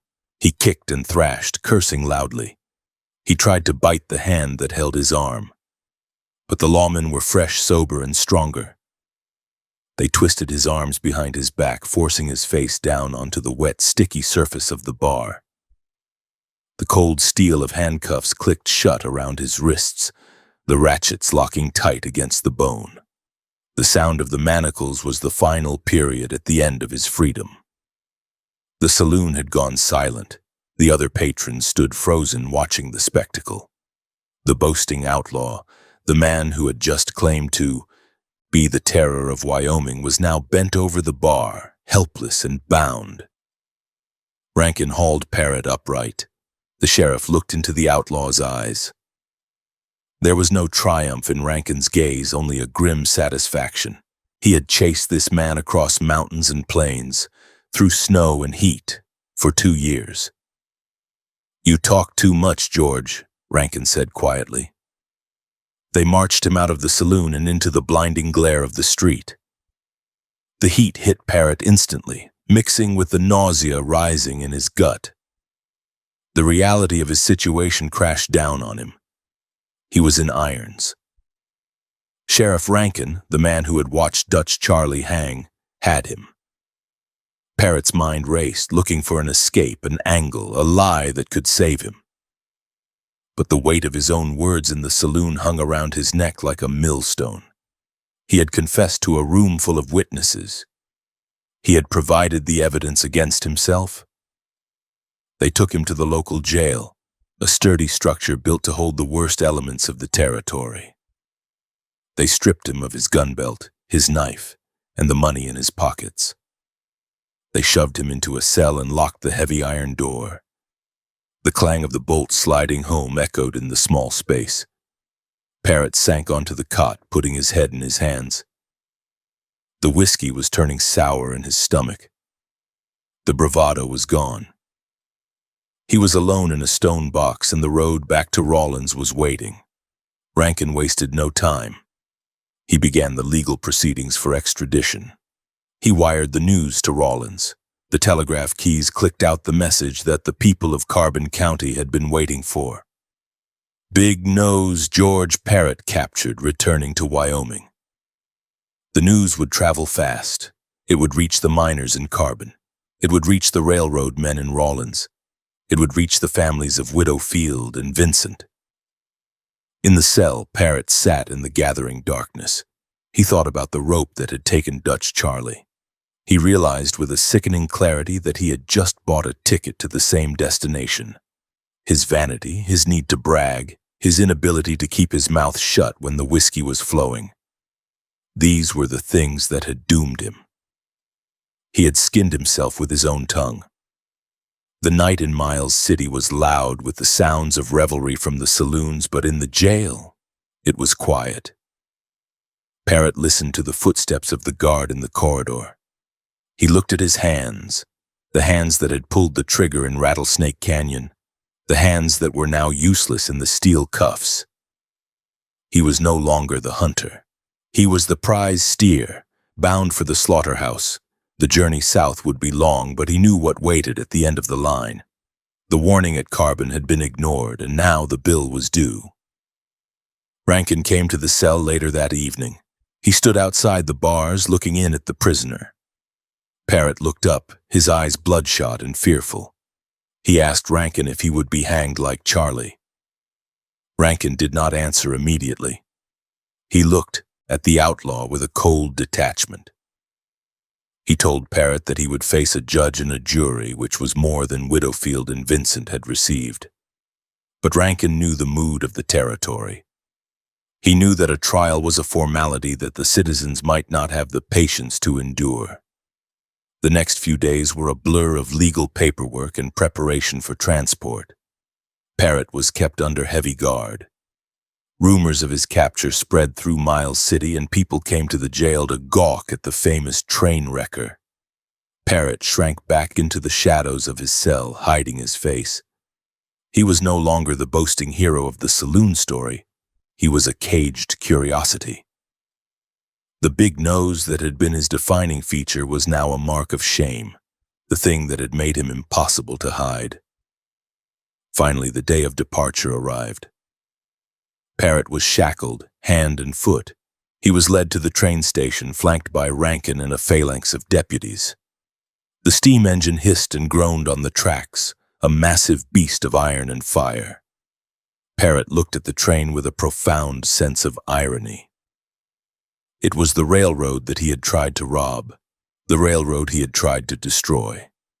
And now it was the railroad that would carry him to his judgment. The Union Pacific was the spine of the West, and it was crushing him. They boarded the car. Parrott was placed in a seat away from the window, chained to the frame. Rankin sat opposite him, just as he had with Dutch Charlie. The train lurched forward, leaving Miles City behind. Parrott closed his eyes as the wheels began their rhythmic clacking. Every revolution of the wheel brought him closer to Wyoming, closer to the canyon, closer to carbon, closer to the rope. The whiskey talk was over. The silence of the grave was beginning. August 1880. The iron wheels of the Union Pacific train ground against the rails, sending a rhythmic, vibrating shudder through the floorboards of the passenger car. George Parrott sat huddled on a wooden bench, his wrists encased in heavy steel manacles that chafed his skin with every jolt of the carriage. Outside the frosted windows, the landscape of the Wyoming Territory rolled by in a bleak panorama of brown scrub and dusting snow. The summer heat of Montana was a distant memory, replaced by the biting precursor of another high plains winter. Parrott was no longer the boastful outlaw of the Miles City saloon. He was a broken man, consumed by a singular, paralyzing terror. He knew the geography of this line perfectly. He knew that every mile marker they passed brought him closer to the cold town of Carbon. Sheriff James Rankin sat across from him, his eyes heavy with the fatigue of the long extradition journey, but his hand resting vigilantly near his holster. The sheriff had said little since they crossed the territorial line. There was no need for conversation. Both men understood what lay ahead. The telegraph wires that ran parallel to the tracks had been busy. The news of Parrott's capture and his transport on this specific train had been tapped out in Morse code to every station master and depot agent along the route. The network of vengeance that had claimed Dutch Charlie Burris was active, and Parrott could feel it closing in on him like the walls of a canyon. The train began to slow as it approached the Carbon station. The change in pitch of the locomotive's whistle, from a travel cry to a warning blast, sent a spike of adrenaline through Parrott's chest. He looked at Rankin, his eyes wide and pleading. He asked if they had to stop. He begged the sheriff to keep the train moving, to run through the station and head straight for the relative safety of the Rawlins jail. Rankin shook his head slowly. The locomotive required water and coal to crest the Continental Divide. The logistics of the railroad were absolute. The train would stop, and they would be sitting ducks. As the brakes squealed and the train hissed to a halt, the steam from the engine billowed out, obscuring the platform for a moment. When the white cloud dissipated in the cold wind, the reality was waiting. The platform at Carbon was packed with men, It was a dense, dark ocean of miners, railroad workers, and locals, all dressed in heavy coats and work boots. They stood in silence, a grim contrast to the noise of the venting steam. They were not there to greet a passenger. They were there to finish a job started 2 years prior. They remembered the bloated bodies of Widowfield and Vincent. They remembered the smell, and they remembered that Dutch Charlie had named Big Nose George as the ringleader. Rankin stood up, checking the cylinder of his revolver. He ordered the other passengers to get down and stay away from the windows. He moved to the door of the car, intending to lock it, but he was too late. The handle turned from the outside, and the door was wrenched open with violent force. The cold air rushed into the heated car, carrying the scent of coal dust and unwashed bodies. A surge of men pushed into the narrow aisle, their faces set in expressions of hard, stone-cold fury. They ignored the sheriff's shouted commands. They ignored the gun he leveled at them. There were too many of them, and they moved with the weight of a landslide. Parrott shrank back into his seat, trying to make himself small, trying to disappear into the wood and upholstery. But there was no hiding. Rough hands grabbed him. They seized his coat, his hair, his arms. He screamed as he was hauled out of the seat, his chains clanking loudly. He was passed over the heads of the men in the aisle like a sack of grain, kicked and punched as he went. They dragged him through the door and threw him onto the wooden platform, just as they had done to his partner. The impact with the planks knocked the breath from his lungs.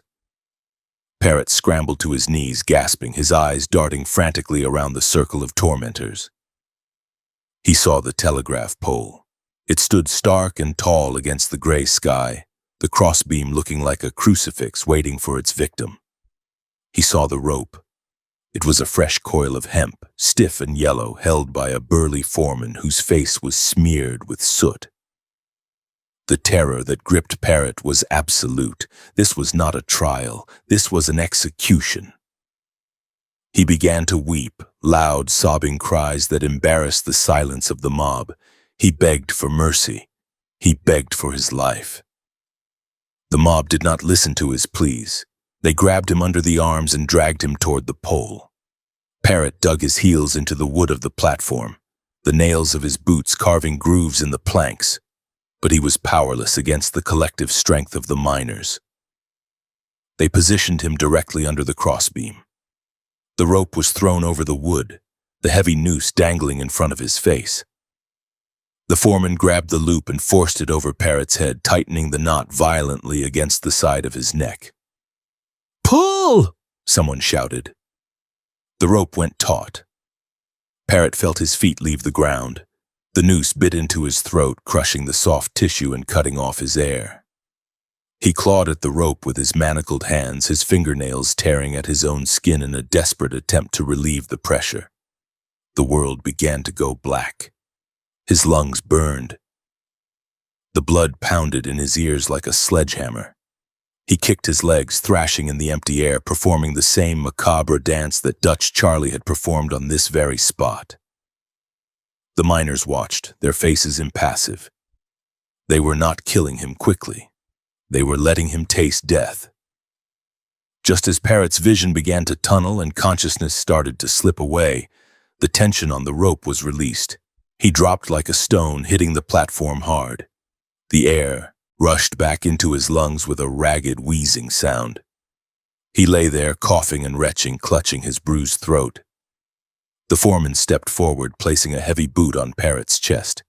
He leaned down, his face inches from the outlaw's.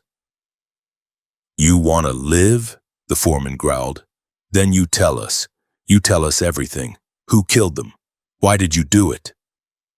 Parrott, gasping for air, nodded frantically. He would tell them anything. He would confess to every crime in the territory if it meant they would take the rope off his neck. He spilled the confession in a torrent of words, his voice raspy and broken. He admitted to the plan to derail the train. He admitted to the ambush in the canyon. He admitted to being the leader. He confirmed that he had been there when the lawman died. He threw the names of his Confederates to the wolves again, reiterating what Charlie had said, hoping that cooperation would buy him a reprieve. But the mob was not satisfied. They wanted more than words, they wanted a guarantee. The foreman signaled the men on the rope again. "He's lying," someone shouted. "String him up again." Before Parrott could protest, he was hoisted into the air a second time. The pain was excruciating. The bruised flesh of his neck screamed in protest as the rope dug into the same furrows. This time they held him longer.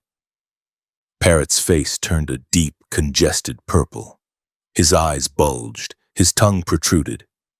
He felt the darkness closing in again, the finality of the void opening up beneath him. He was dying. He knew it. The panic was a physical entity, a cold hand squeezing his heart. He thrashed, his movements becoming jerky and spasmodic as his brain was starved of oxygen. They dropped him again. This time, Parrott did not move immediately. He lay on the wood, his chest heaving in shallow, desperate spasms. He was barely conscious. The foreman grabbed him by the hair, lifting his head. Parrott's eyes rolled back, unfocused. "You promise to plead guilty?" the foreman demanded. "You promise to take what's coming to you in Rawlins, or we finish this right here, right now." Parrott tried to speak, but his throat was too swollen. He managed a croaking whisper. "Yes. Yes, I plead guilty. Don't kill me, please." Sheriff Rankin, who had been held back by the perimeter of the crowd, finally managed to push his way through. He saw his opening. The mob had had its fun. They had tortured the man, extracted a confession, and humiliated him. Their bloodlust had been partially sated by the spectacle of his fear. Rankin stepped between the foreman and the prone outlaw. He spoke firmly, telling the miners that Parrott was broken. He told them that hanging him now would be too easy. He promised them that if they let him take the prisoner to Rawlins, Parrott would hang legally, and the whole world would know about it. He argued that a legal hanging would send a stronger message than a lynching in a coal yard. The foreman looked at Parrott, who was sobbing softly in the dirt, a pathetic, ruined figure. Then he looked at Rankin. The tension on the platform was palpable. The decision hung in the balance for a long moment. Finally, the foreman nodded. "Take him," he spat. "But if he gets off, Rankin, we'll come for him. And we might come for you too." The mob parted. Rankin hauled Parrott to his feet. The outlaw could barely stand. His legs were rubbery and he leaned heavily on the sheriff. They walked back toward the train car, moving through the gauntlet of silent, staring miners. Parrott kept his head down, terrified to make eye contact with any of the men who had just held his life in their hands. He was trembling violently, the aftershocks of the strangulation racking his body. They boarded the train. The passengers, who had witnessed the entire event through the windows, stared at Parrott with a mixture of horror and revulsion. He collapsed into his seat, bringing his manacled hands up to touch his neck. The skin was raw and abraded, a red, angry welt circling his throat. He breathed in shallow gasps, every inhalation painful. The whistle of the locomotive blew, a sound that made Parrott flinch. The train lurched forward, pulling away from the station. Parrott did not look out the window as carbon receded into the distance. He kept his eyes on the floor. He had survived, but something inside him had been destroyed on that platform. The arrogance that had defined him, the swagger that had carried him through the saloons of Montana was gone. It had been choked out of him. He was now a man who knew exactly what it felt like to die. He knew the terror of the rope, and he knew that the reprieve was temporary. The remainder of the journey to Rawlins was a blur of pain and fear. The train moved through the darkening landscape, the sun setting behind the distant mountains. Parrott sat in silence, nursing his injuries. Rankin offered him water from a canteen, and Parrott drank greedily, the cool liquid soothing his battered throat. He looked at the sheriff, a silent question in his eyes. Rankin merely looked back, his expression grim. The sheriff had saved him from the mob, but only to deliver him to the executioner. When the train finally arrived in Rawlins, it was night. The depot was illuminated by gas lamps that cast long, flickering shadows. A crowd had gathered here as well, alerted by the telegraph that the prisoner had survived carbon and was incoming. But this crowd was different. They were under the watchful eye of the town marshal and armed deputies. There would be no lynching on the Rawlins platform tonight. The law intended to have its show. Rankin led Parrott off the train. The walk to the jail was a parade of shame. People shouted insults, women spat on the ground as he passed. Parrott limped along, his head bowed. He was led into the Carbon County Jail, a sturdy stone building that smelled of damp masonry and despair. He was processed quickly. His name was entered into the ledger. His pockets were checked again. Then he was led to a cell, a small iron cage that would be his home for the foreseeable future. The door clanged shut. The sound was heavy and final. Parrott sank onto the narrow cot.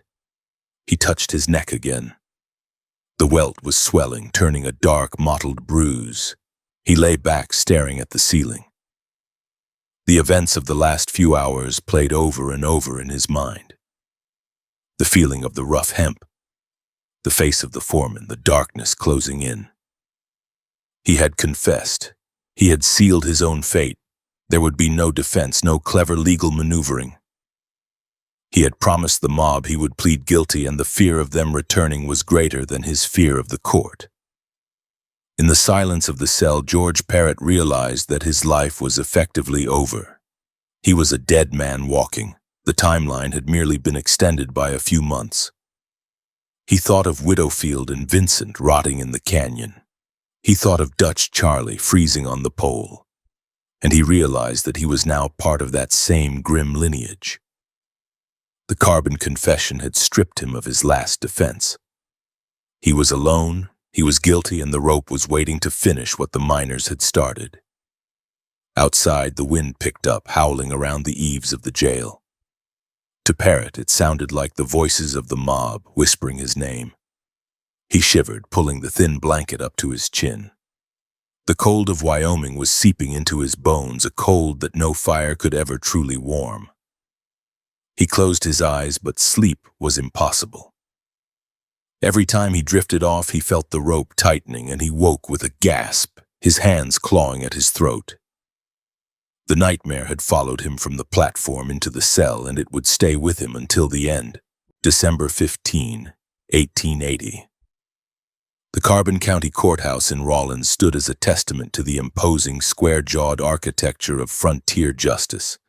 A structure of brick and stone designed to withstand the Wyoming winds and the volatile nature of its inhabitants.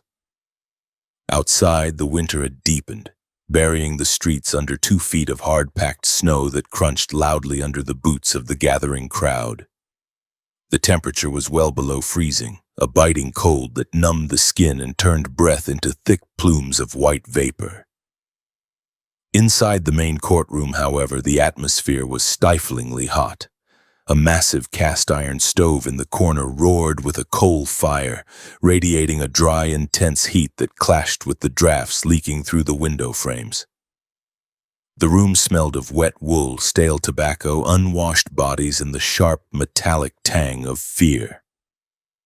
George Parrott sat at the defendant's table, his posture slumped and defeated. He wore the same clothes he had been captured in, now stained and threadbare, hanging loosely on his frame, which had thinned considerably during his confinement in the county jail. The heavy iron shackles on his wrists and ankles clinked softly against the wood of the chair whenever he shifted his weight.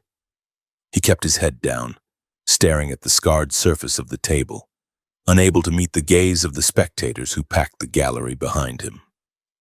The room was filled to capacity. Every bench was occupied by miners, ranchers, and railroad men, many of whom had traveled from Carbon and other outlying settlements to witness the final legal reckoning of the outlaw who had evaded them for 2 years. The presiding judge, William Ware Peck, sat behind the high bench at the front of the room. Judge Peck was a man of severe demeanor, his face lined with the gravity of his office.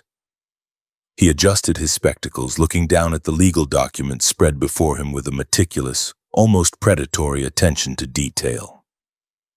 The scratching of the court clerk's pen was the only sound in the room for long stretches, a rhythmic scratching noise that grated on Parrott's nerves like a file on steel.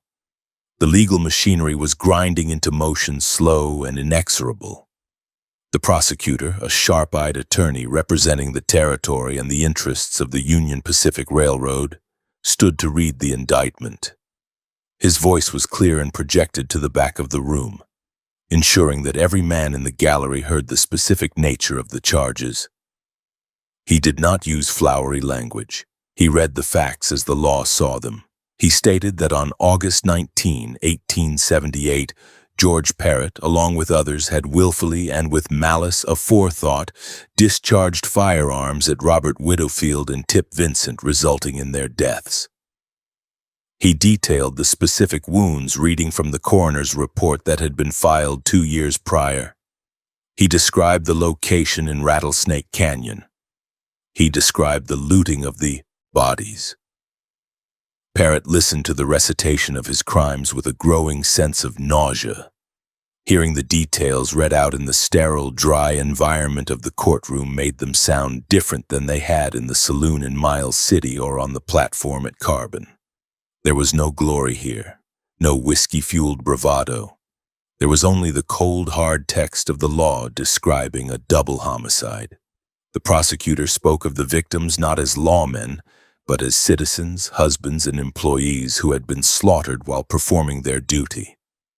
He pointed a finger at Parrott, accusing him of being the architect of the ambush, the man who had given the order to fire. When it came time to confirm the plea, the room fell into a heavy silence. Judge Peck looked over his spectacles at the defendant. He asked George Parrott how he pleaded to the charges of murder in the first degree. Parrott stood up slowly, his chains rattling. He felt the phantom pressure of the rope around his neck, the lingering bruise from the telegraph pole at Carbon still tender to the touch. He knew that the mob was outside, or perhaps they were right here in the room watching his back. He knew that if he fought the charges, if he tried to claim innocence or drag the trial out, the patience of the town would snap. The sheriff had promised him safety if he cooperated. The foreman at Carbon had promised him death if he did not. "Guilty," Parrott said. His voice was a rasp, dry and weak, barely audible over the roaring of the stove. The judge asked him to confirm the plea. Parrott cleared his throat, swallowing the bile that had risen in his esophagus. "Guilty," he said again, louder this time. "I plead guilty." A murmur rippled through the gallery. It was a sound of satisfaction, a collective release of breath. There would be no long, drawn-out testimony, no need for witnesses to travel from distant states, no uncertainty. The confession was entered into the record. The clerk dipped his pen in the inkwell and wrote the single word that sealed Parrott's fate. The legal requirement for a jury to determine guilt was reinforced by the admission of the accused. Now the proceedings moved directly to the sentencing phase. Judge Peck did not pass sentence immediately. He took his time reviewing the statutes of the Wyoming Territory. He spoke to the courtroom about the nature of the crime. He characterized the murder of Widowfield and Vincent not just as a crime against two men, but as an assault on the civilization of the West. He spoke of the necessity of law and order in a land that was too often ruled by the gun. He looked at Parrott with a gaze that held no sympathy, only a rigid adherence to the penal code. Parrott stood trembling as the judge spoke. He had hoped in some dark corner of his mind that his guilty plea might earn him leniency. He had hoped for life in prison, a sentence that would keep him alive even if he was in a cage. He looked at Sheriff Rankin, who stood near the side door, arms crossed. The sheriff's face was unreadable. Parrott realized then that the deal he had made in his head, cooperation for life, was a fantasy. The law did not trade with cop killers. George Parrott, Judge Peck said, his voice dropping an octave, becoming solemn and resonant. You have pleaded guilty to the heinous crime of murder.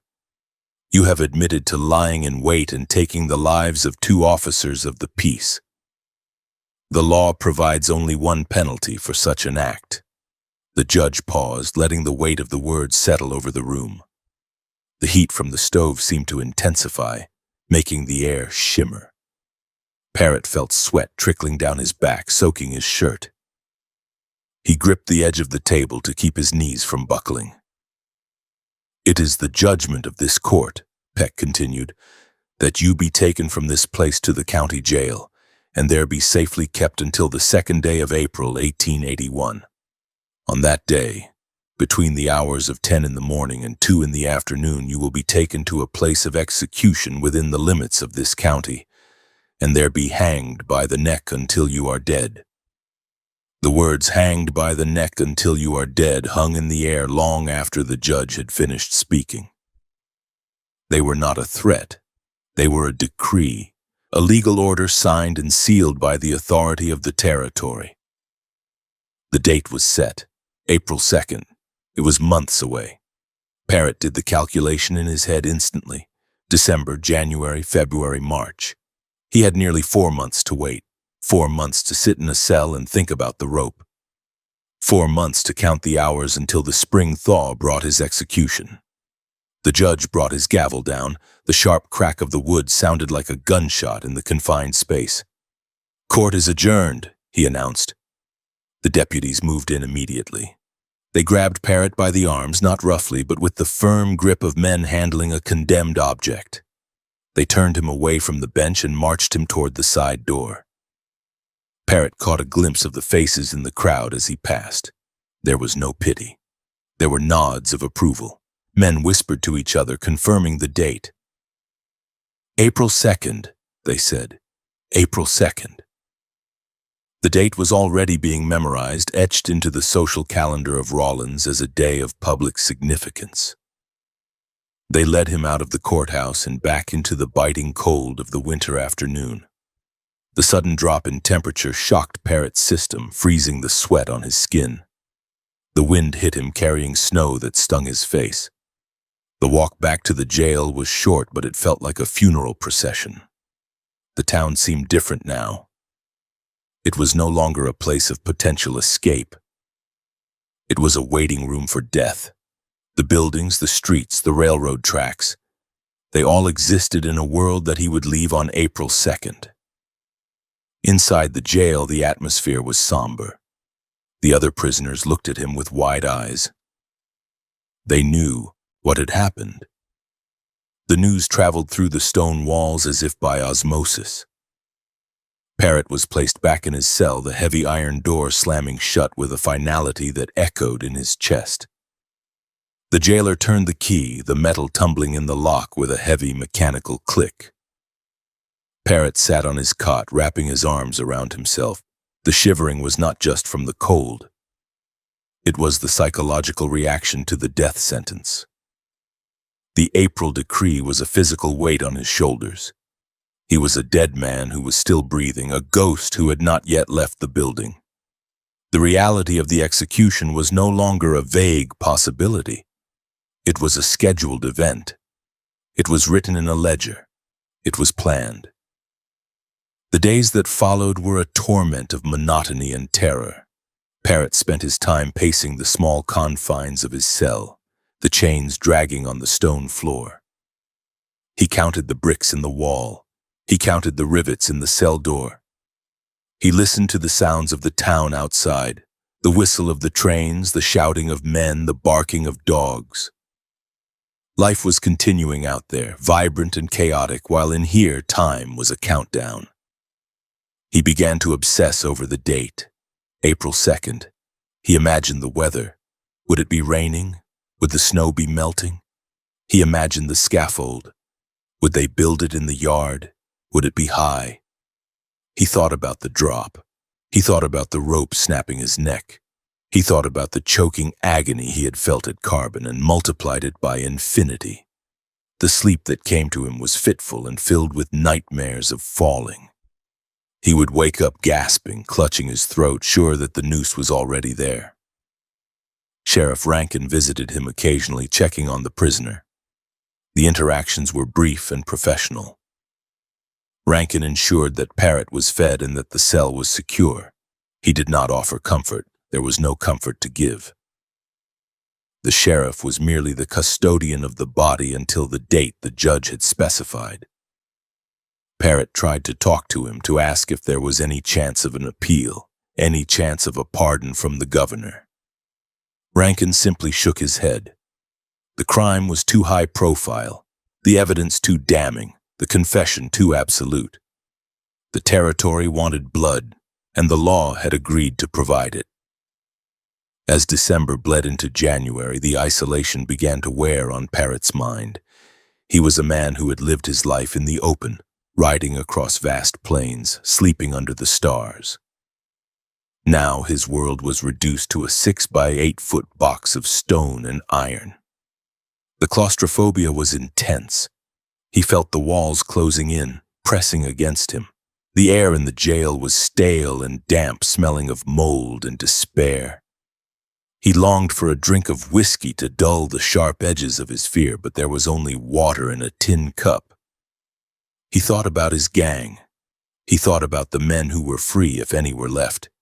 He thought about the gold they had never stolen. It all seemed so pointless now.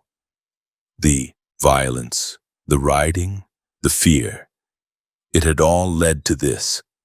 A cold cell and a piece of paper signed by a judge. The grandeur of the outlaw life was a lie. The reality was a legal document sentencing him to be hanged by the neck until dead. The town of Rawlins settled into the deep winter, waiting for the spring. The snow piled high against the walls of the jail, insulating the building from the wind but also sealing it off from the world. For the citizens, April 2nd was a promise of justice, deferred but guaranteed. For George Parrott, it was a cliff edge that he was slowly, inevitably sliding toward. He tried to find a way out in his mind, plotting escapes, imagining miracles, but the stone walls were solid, and the bars were thick. The April decree was absolute. He spent hours staring at his hands, the hands that had held the rifle, the hands that were now useless. He traced the lines on his palms, wondering if his fate had been written there all along. The silence of the cell was broken only by the clanking of his chains and the beating of his own heart, a drum that was counting down the strokes it had left. The year 1880 was ending, and 1881 would be the year he died. The new year offered no hope, only a termination date. Parrott knew that he had to do something. He could not just sit here and wait for the executioner.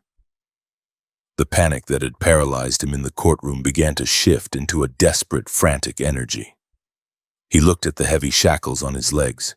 He looked at the rivets. He looked at the stone of the wall. If he was going to die, he would not die on their schedule. He would not let them have their April festival. He began to think, to plan, to look for the weakness in the cage. But for now, in the depths of December, the decree held him fast. A prisoner of the calendar as much as the jail. The judge had spoken, and the words were iron bars around his future. March 20th, 1881. The sun set early over Rawlins, casting the interior of the Carbon County Jail into a premature twilight. Outside, the wind whipped through the streets, carrying the last biting chill of the Wyoming winter. But inside the thick stone walls, the air was still and heavy with the scent of damp masonry and unwashed wool. George Parrott sat on the edge of his cot, his hands resting on his knees, his eyes fixed on the heavy iron door that separated his cell from the corridor. The date of his execution, April 2nd, was less than 2 weeks away. The proximity of his death had stripped away any remaining hope of a legal reprieve or a governor's pardon. The only option left to him was violence, and he had spent the last month preparing for this specific moment with a manic, obsessive focus. The plan hinged on a small, serrated pocketknife and a piece of sandstone he had managed to secure from the jail yard during a brief exercise period. For weeks, Parrott had worked in the dead of night while the guards slept and the town was quiet. He had used the stone and the steel blade to grind away at the iron rivets that held his leg shackles together. It was a slow, agonizing process. He could only work for short intervals to avoid the screech of metal on metal alerting the jailer. He masked the noise by coughing or timing his movements with the passing of the heavy freight trains on the nearby tracks. He collected the iron filings in his palm, blowing them into the cracks of the floor to hide the evidence. He used a mixture of soap and soot to fill the grooves he had cut, concealing the damage from the daily inspections. Now, the work was finished. The rivets were severed. The heavy iron bands around his ankles were no longer a restraint. They were a weapon. Parrott kept the shackles in place by wrapping rags around his legs, creating friction to hold the iron cuffs together so they would not fall off prematurely. He tested the weight of the loose chain in his hands.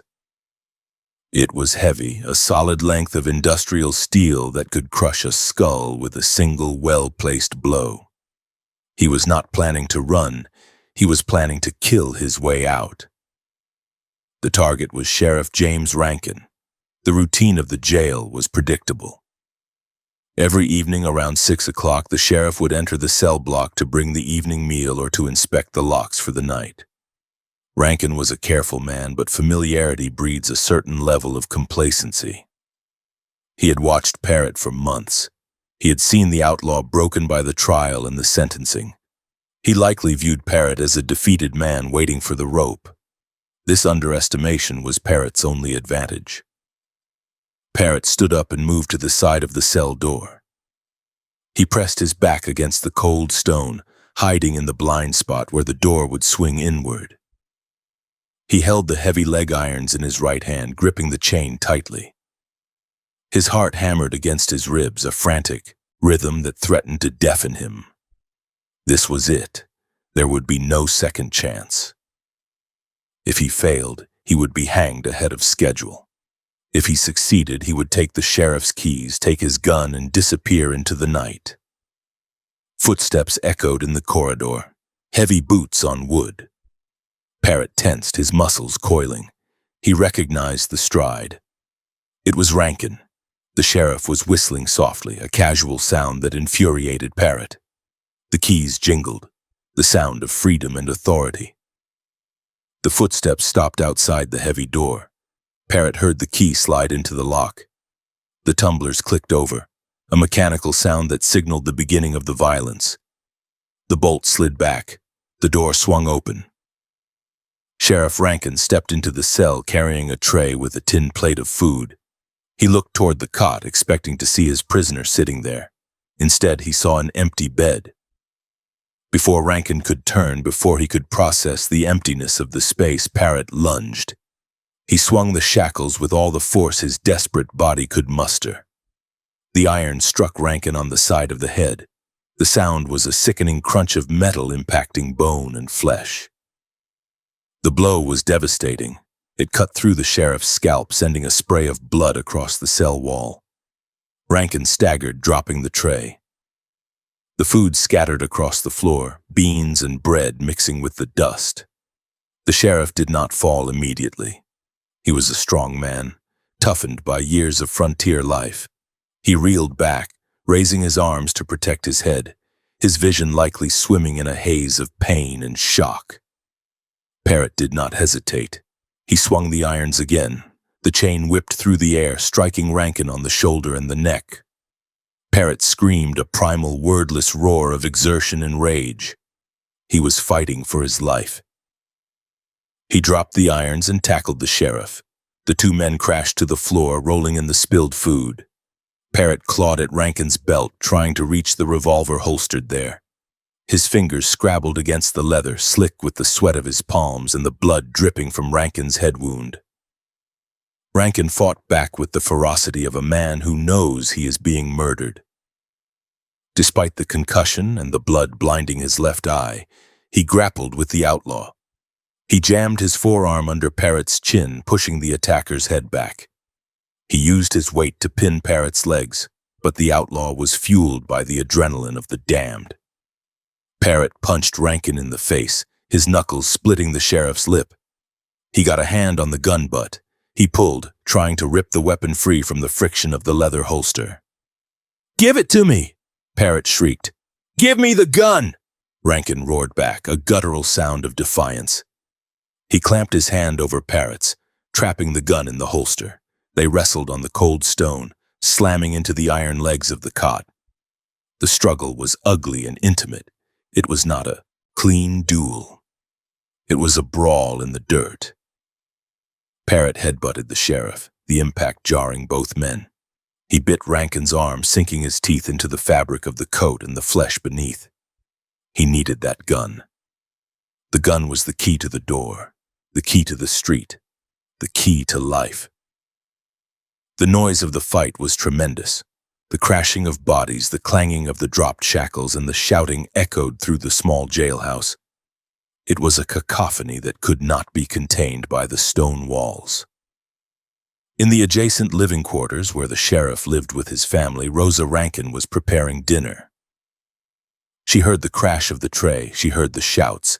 She did not freeze. She knew exactly what those sounds meant. She was a sheriff's wife in the Wyoming Territory. She understood the constant proximity of violence. She did not run for help. She ran for a weapon. Rosa grabbed a heavy revolver from the shelf where it was kept for emergencies.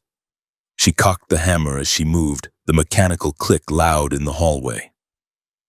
She rushed to the door connecting the residence to the jail block. She threw it open. The scene before her was a nightmare. Her husband was on the floor, his face a mask of blood, struggling with the desperate outlaw. Parrott was on top, his hand wrenching at the sheriff's gun. Rosa did not scream. She did not faint. She raised the revolver, leveling the heavy barrel at George Parrott. She stepped into the cell block, her voice cutting through the noise of the struggle like a whip crack. "Stop!" she commanded. "Get off him or I will kill you where you stand." Parrott froze. The sound of a new voice, a woman's voice, pierced his battle rage. He looked up, sweat and blood dripping into his eyes. He saw the muzzle of the gun. He saw the finger on the trigger, white with tension. He saw the look in Rosa Rankin's eyes. It was not fear. It was a cold, maternal protectiveness that was far more dangerous. He knew with absolute certainty that she would pull the trigger. The momentum of the escape shattered. Parrott realized he was outflanked. He could not fight Rankin and dodge a bullet at the same time. He released his grip on the sheriff's gun. He raised his hands slowly, his chest heaving with exertion. Rankin, sensing the shift, shoved Parrott away and scrambled backward, putting distance between himself and the prisoner. He climbed to his feet, swaying unsteadily, blood streaming down the side of his face and soaking his collar. "Get back in the cell," Rosa ordered, the gun never wavering. "Get back!" Parrott backed away, retreating into the gloomy interior of the cell. He slumped onto the cot, his energy draining away as rapidly as it had come. He had failed. The shackles lay on the floor, a testament to his wasted effort. The door stood open, but the path was blocked by lead and resolve. Sheriff Rankin, one hand pressing a handkerchief to his head wound, retrieved his keys. He stepped out of the cell and slammed the heavy iron door shut. He turned the key, locking the bolt with a vengeance. He leaned against the wall, sliding down until he was sitting on the floor, breathing hard. The adrenaline was fading, replaced by the throbbing pain of his skull. Rosa lowered the gun but did not put it away. She went to her husband, kneeling beside him to inspect the damage. The cut was deep, exposing the bone. It would need stitches, it would leave a scar. But he was alive. She looked through the bars at Parrott.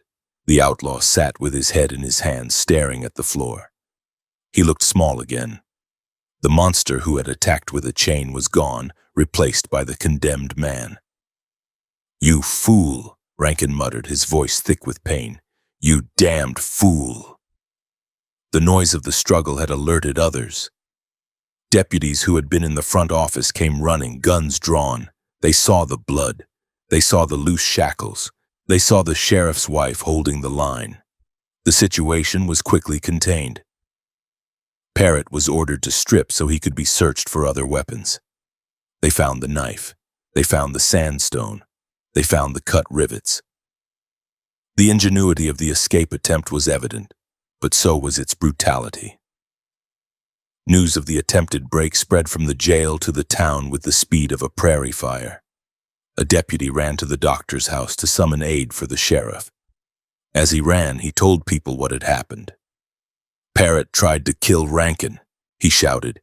"He beat his head in with the irons." The information moved through the saloons and the boarding houses. It moved through the rail yards and the shops. It was March 22nd. The evening was still young and the town of Rawlins was awake. The reaction was immediate and electric. The people had been patient. They had waited for the legal process. They had accepted the April 2nd date. But this was a violation of the agreement. Parrott had not accepted his punishment. He had tried to add another murder to his ledger. He had attacked a man who had treated him with fairness. He had attacked the symbol of their law. Men began to gather in the streets. They came out of the warmth of the bars and the comfort of their homes. They did not need to be organized. The anger was a spontaneous collective organism. They gathered near the courthouse and the jail. They spoke in low, angry tones. They looked at the lighted windows of the sheriff's residence, where the doctor was currently sewing up James Rankin's scalp. They saw the blood on the deputy's shirt. Inside the cell, Parrott listened to the growing murmur outside. He knew what it meant. He had heard it at Carbon. He had heard it in his nightmares. The failure of the escape had removed the last barrier between him about the mob. He had forced their hand. By trying to cheat the hangman, he had summoned the executioners. He looked at the shackles on the floor, now useless and out of reach. He looked at his hands, which were bruised and swelling. He had come so close. If the blow had been harder, if Rankin had fallen unconscious, if Rosa had been in another room. The variables played out in his mind, a torture of what-ifs. But the reality was the stone wall and the angry voices rising on the wind. Later that night, the doctor left the jail. He was stopped by the men in the street. They asked about the sheriff's condition. The doctor confirmed that Rankin was badly hurt, that he had lost a lot of blood, but he would live. He described the wound, the brutality of the attack with the heavy irons. This information was the fuel the crowd needed. The narrative was set. Parrott was a rabid dog. You didn't wait to hang a rabid dog, you put it down before it bit again. Parrott huddled in the corner of his cell. The temperature seemed to drop as the night wore on. He could feel the hate radiating from the town. It was a physical pressure pressing against the walls of the jail. He knew that April 2nd was no longer the date. The timeline had collapsed. The iron and bone of the attack had forged a new immediate destiny. He tried to pray, but the words felt hollow. He tried to sleep, but the adrenaline and the terror kept his eyes wide open. He watched the shadows shift on the wall as the moon rose. He listened to the boots on the boardwalks. He heard the click of gun hammers being checked. The town was arming itself. The patience of Rawlins had expired at the exact moment the iron shackle struck the sheriff's skull. Parrott realized that his attack on Rankin had been a suicide attempt in disguise. He had ensured that he would not live to see the spring grass. He had brought the end upon himself. The iron he had sawed, the bone he had broken, these were the instruments of his own destruction. He sat in the dark, waiting for the door to open one last time. He knew it wouldn't be the sheriff bringing breakfast. It would be the men from the street bringing a rope. March 22nd, 1881. The clocks in the town of Rawlins ticked past the hour of 10 in the evening, moving relentlessly toward midnight. The wind that had howled earlier in the evening had dropped to a low, sinister whisper, rustling the dry snow that had drifted against the wooden boardwalks. The temperature was well below freezing, a biting cold that turned the breath in the lungs to ice. But the streets were not empty. In the aftermath of the assault on Sheriff James Rankin, the town had undergone a chemical change. The shock of the violence had transmuted into a hardened, volatile resolve.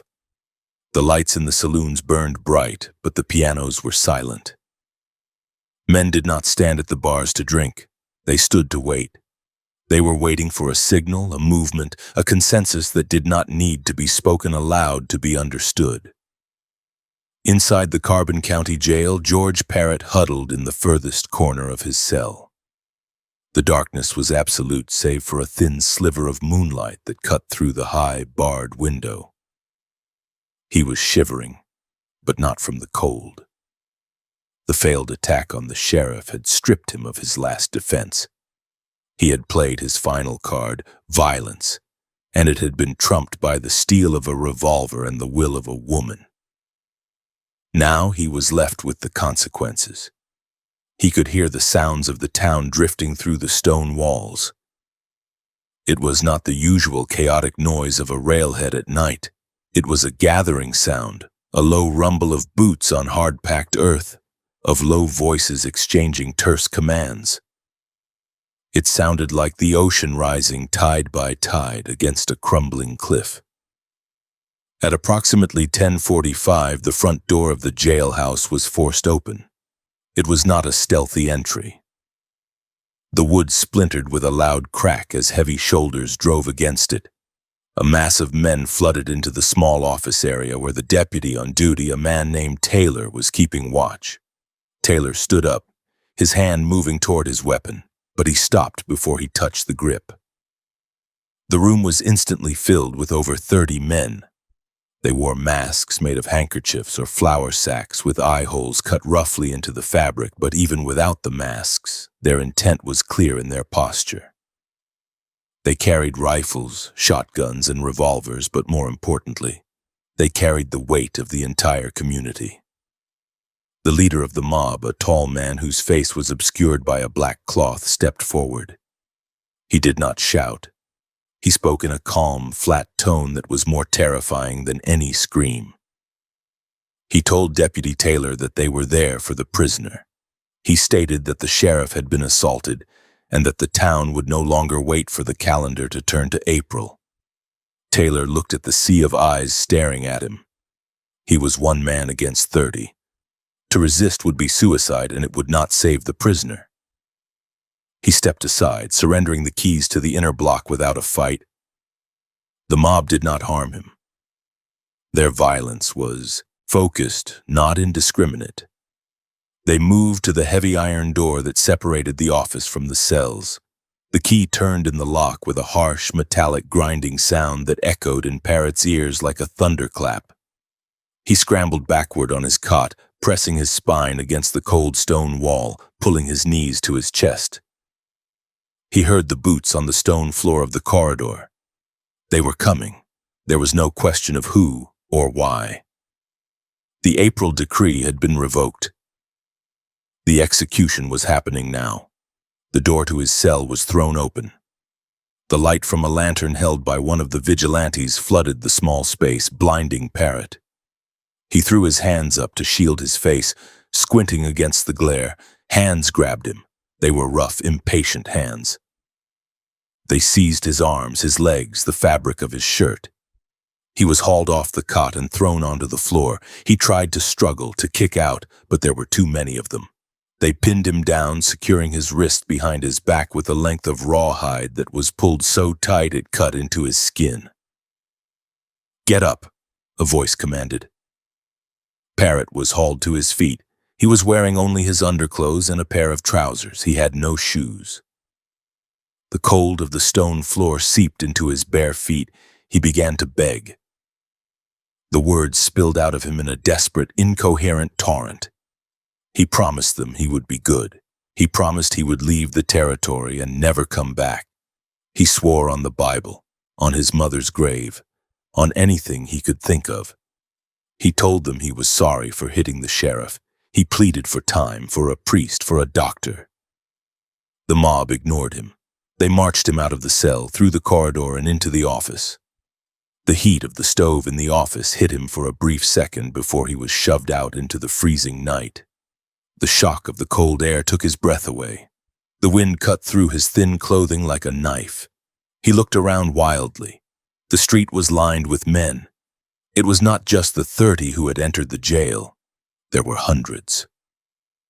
A silent corridor of humanity stretched from the jailhouse door down the main street. They stood on the boardwalks, on the roofs, and in the frozen mud of the road.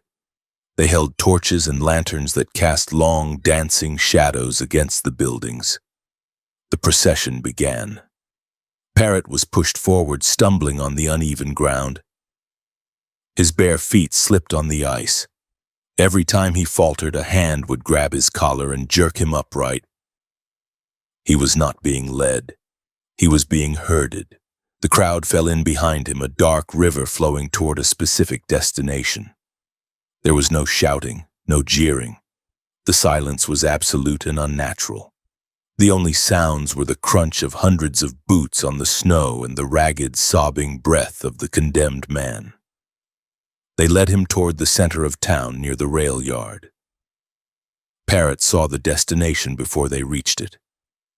Standing stark against the night sky, illuminated by the flickering gas lamps of the depot, was a telegraph pole.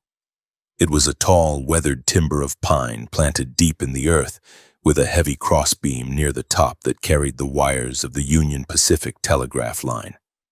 It was a symbol of communication and progress, but tonight it was a gallows. The mob stopped at the base of the pole. A man stepped forward carrying a ladder. He leaned it against the wood. Another man produced a rope. It was a new coil of hemp, stiff and pale in the lantern light. A noose had already been tied at one end. The sight of the rope caused Parrott to collapse. His legs gave out and he fell into the snow, weeping. He screamed that he did not want to die. He screamed that they were murdering him. Two men grabbed him by the armpits and hauled him up. They dragged him to the ladder. "Climb," the leader ordered. Parrott shook his head violently. He refused. He planted his feet in the snow, locking his knees. He would not climb to his own death. The men did not argue. They grabbed him by the waist and the legs and forced him up the rungs. His bare feet scraped against the rough wood. He fought them, twisting his body, but they were relentless. They pushed him up until his head was level with the crossbeam. A man who had climbed up the other side of the pole took the rope. He threw the free end over the crossarm. He reached down and placed the noose over Parrott's head, tightening it securely around his neck. The rough fibers scratched the bruise that had been left by the hanging at Carbon. The memory of that pain merged with the present reality. "Jump!" someone shouted from below. Parrott clung to the ladder. He would not let go. His fingers, though tied behind his back, strained against the bindings. He pressed his face against the wood of the pole, closing his eyes. The men below grew impatient. One of them kicked the ladder. It wobbled, then slid sideways, falling away into the darkness. Parrott dropped. The rope went taut, but there was no snap of the neck, no sudden end. Instead, there was a sickening crack of a different kind. The rope, perhaps flawed or perhaps frayed by the rough wood of the crossbeam, snapped. Parrott plummeted 12 feet, hitting the frozen ground with a heavy thud. He landed on his side, the impact knocking the wind out of him. For a moment there was silence. Parrott lay in the snow, gasping, staring up at the stars. He was alive. The rope had broken. A murmur went through the crowd. In some traditions, if the rope broke, it was seen as an act of divine intervention, a sign that the man should be spared. Parrott seized on this hope. He scrambled to his knees despite the pain in his ribs. "You see?" he screamed, his voice cracking. "It broke. You can't kill me. It's a sign. Let me go." He looked at the faces of the men in the front row. He looked for mercy, for hesitation. He saw neither. The expressions of the vigilantes had not changed. They were not looking at a miracle, they were looking at a nuisance. The breaking of the rope was a technical failure, not a spiritual message. It was an annoyance that delayed the necessary work. "Get another rope," the leader said, his voice devoid of emotion. Parrott's hope was extinguished as quickly as it had flared. He began to weep again, a low, keening sound of pure despair. He tried to crawl away, dragging himself through the snow, but a boot slammed down on his back, pinning him to the earth. He lay there, shivering uncontrollably, listening to the men discuss the logistics of the next attempt. They needed a stronger rope. Someone ran to a nearby hardware store or livery stable. The wait was agonizing. Minutes ticked by. Parrott lay in the freezing mud, his cheek pressed against the ice, listening to the wind and the voices of the men who were planning to kill him again. A new rope was brought. This one was thicker, a heavy-duty line used for securing cargo. It was tested by two men pulling on it with all their strength. It held. The noose was tied. The ladder was retrieved and set back against the pole. Parrott was hauled up from the ground. He was covered in snow and mud. His face was streaked with tears and snot. He was no longer fighting with strength. He was fighting with the frantic, spasmodic energy of a creature that knows it is cornered. He begged them to shoot him instead. He begged them to take him back to the jail. He promised to tell them where more gold was hidden, a lie, but a desperate one. "Up the ladder," the voice commanded again. They forced him up a second time. This time the struggle was more violent. Parrott hooked his legs through the rungs, refusing to move. They had to pry his limbs loose, striking his shins with the butts of their rifles. He was shoved upward inch by inch until he was high enough. The new rope was thrown over the crossbeam. The noose was placed over his head. It was tightened until he gagged. This time they did not rely on gravity alone. The rope was not tied off to the pole immediately. Instead, several men on the ground grabbed the free end of the line. They were going to hoist him. "Pull!" The men on the ground heaved. Parrott was lifted off the ladder. The rope cut into his neck. He kicked out, his bare feet searching for purchase. The ladder was kicked away, falling to the ground with a clatter. Parrott swung free in the cold air. But he did not die instantly. The drop had been short, or the hoist too slow. His neck was not broken. He was strangling. The heavy muscles of his neck fought against the constriction. He was conscious, aware, and in agony. His body thrashed at the end of the rope. He twisted and turned, his bound hands straining against the rawhide. In a moment of horrific clarity and physical coordination born of absolute desperation, Parrott managed to swing his body toward the pole. He clamped his legs around the timber, taking the weight off his neck. He pressed his cheek against the rough wood, gasping for air. The pressure on his windpipe released slightly. He was hanging on, defying the execution. The crowd watched in grim fascination. The man was clinging to the pole like a bear. He was refusing to die.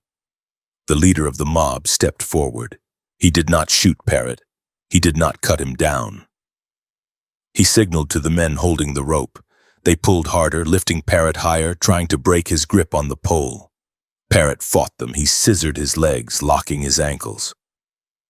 He was strong, fueled by the primal instinct to breathe. He gasped, sucking in jagged gulps of freezing air. He looked down at the crowd, his eyes bulging, his face turning a dark, mottled purple. "Let go!" someone shouted from the darkness. Parrott shook his head. He would not let go. He would hold on until his muscles turned to water. The stalemate lasted for what seemed like an eternity. The wind whistled through the telegraph wires above his head, a mournful accompaniment to the struggle. The men on the ground were grunting with the effort of holding the rope taut. Finally, the physical limitations of the human body asserted themselves. Parrott's legs, weakened by months in jail and the cold of the night, began to tremble. The lactic acid built up in his muscles, burning like fire. His grip on the pole began to slip. He slid down an inch, then two. The rope tightened again. He scrambled, trying to regain his hold, his toenails scratching uselessly against the hard pine. One of the vigilantes approached the pole. He reached up and grabbed Parrott's ankles. He pulled down with his full weight. Parrott screamed, a choked, gurgling sound as his grip was broken. His legs were ripped away from the timber. He swung out into the void, the full weight of his body snapping onto the rope. The noose crushed his larynx. The airway was sealed shut. Parrott thrashed violently, his body convulsing in the throes of asphyxiation. His legs kicked at the empty air, running a race that had no finish line. His chest heaved, trying to pull air into lungs that were vacuum-sealed. The blood pressure in his head skyrocketed. His face swelled, the veins standing out like cords. His eyes, wide and terrified, stared blindly at the horizon. The crowd stood silent. They watched the death throes of the outlaw. There was no cheering. This was a grim piece of work, a sanitation task that had to be completed. They watched as the thrashing slowed. The violent kicks became twitches, the desperate heaving of the chest became shallow shudders. Slowly, inexorably, the life drained out of George Parrott. The oxygen starvation shut down his brain light by light. The darkness he had feared in the cell finally overtook him. His movements ceased. His legs extended, the toes pointing downward in the final extension of death. His head lolled to the side, resting against the knot of the rope. He hung still, swaying slightly in the wind, a pendulum of flesh and bone. The leader of the mob walked to the pole. He looked up at the body. He waited for a full 5 minutes to ensure that the deed was done. There was no movement. The chest was still. Big Nose George Parrott was dead. "Secure the rope," the leader ordered. The men tied the end of the rope to the base of the pole, ensuring that the body would remain suspended. They did not cut him down. The body was part of the message. Just as Dutch Charlie had been left to hang, Parrott would hang. The mob began to disperse. The tension that had held them together evaporated, leaving behind only the cold and the exhaustion. They pulled their coats tighter around themselves. They lowered their lanterns. They turned away from the telegraph pole and walked back toward their homes and the saloons. The silence returned to the street, heavier than before. Parrott's body was left alone in the night. The wind picked up again, swinging the corpse gently back and forth. The stiff hemp rope creaked against the crossbeam. The telegraph wires above him continued to hum with the electronic messages of the railroad, the invisible signals passing over the head of the man who had tried to stop the trains. The town of Rawlins slept, or tried to. The image of the man clinging to the pole, fighting for one last breath, was burned into the retinas of everyone who had stood in the snow. The April decree had been executed in March. The law of the court had been superseded by the law of the rope.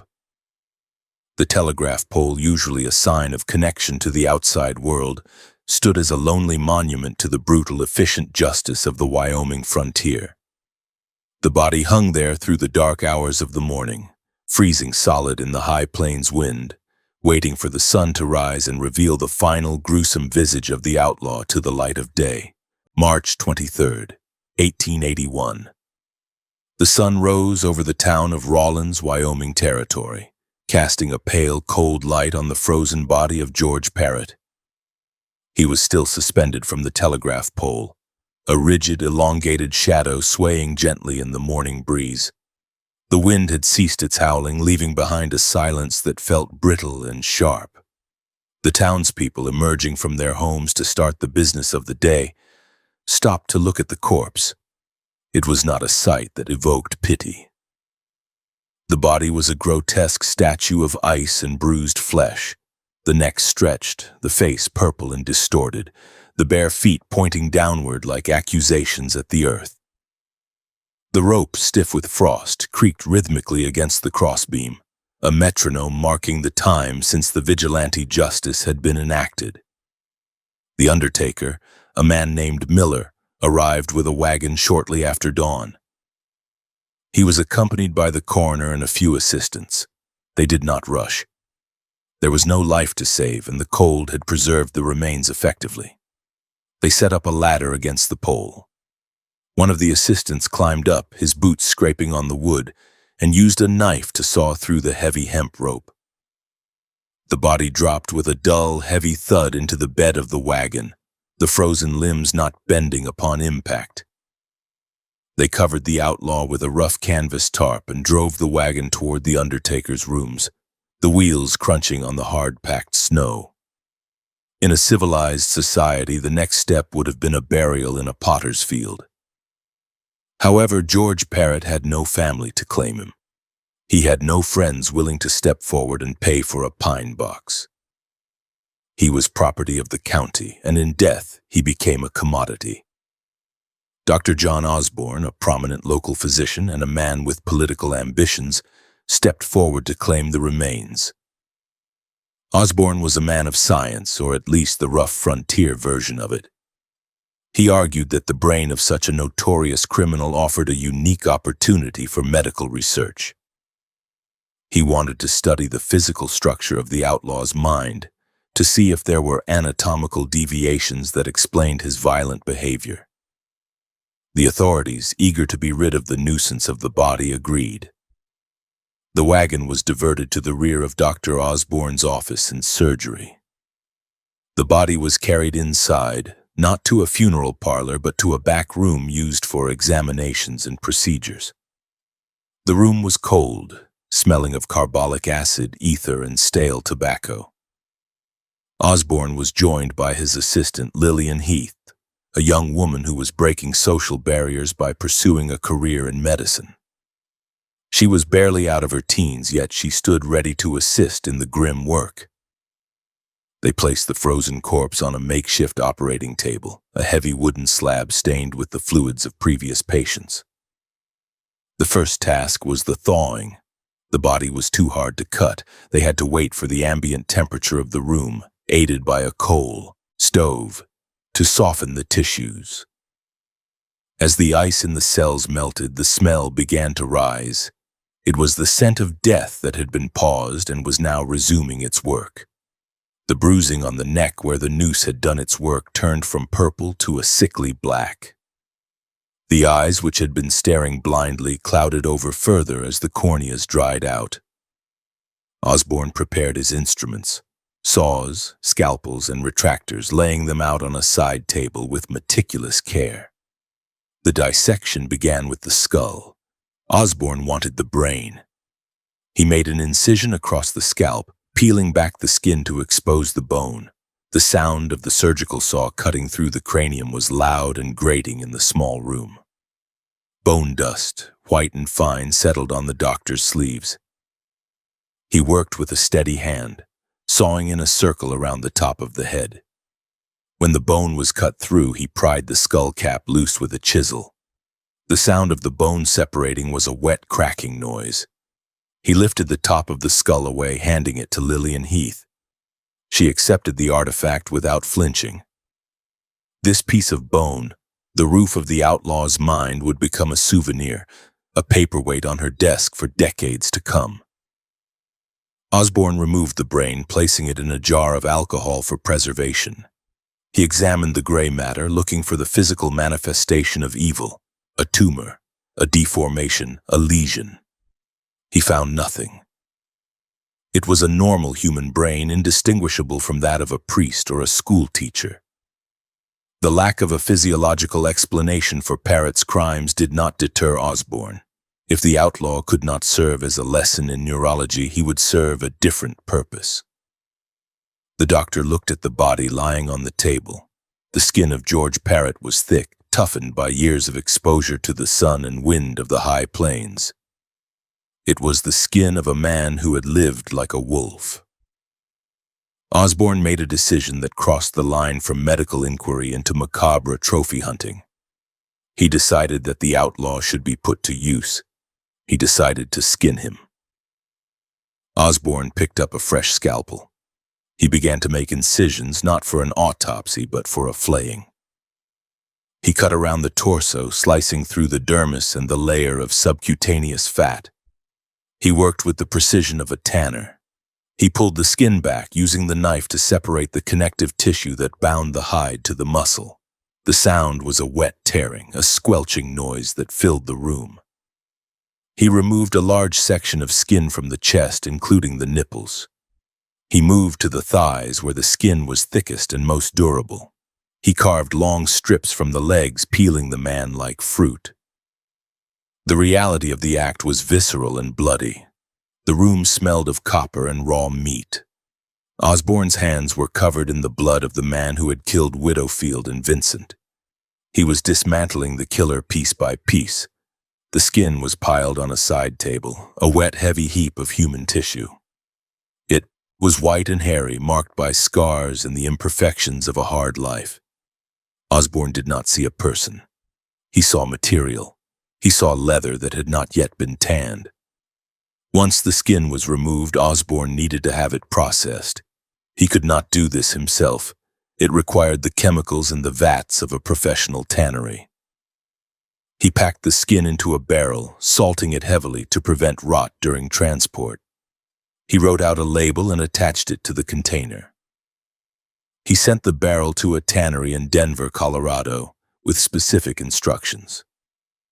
He did not tell the tanners the origin of the hide. He simply instructed them to tan it and dye it, and to return the finished leather to him in Rawlins. The remains of George Parrott, the flayed muscle, the bones, the internal organs, were of no further use to the doctor. Osborne had taken what he wanted. The rest was garbage. He did not pay for a coffin. He found a whiskey barrel, a used cask that smelled of cheap spirits and charred wood. He and an assistant chopped the body into pieces to make it fit.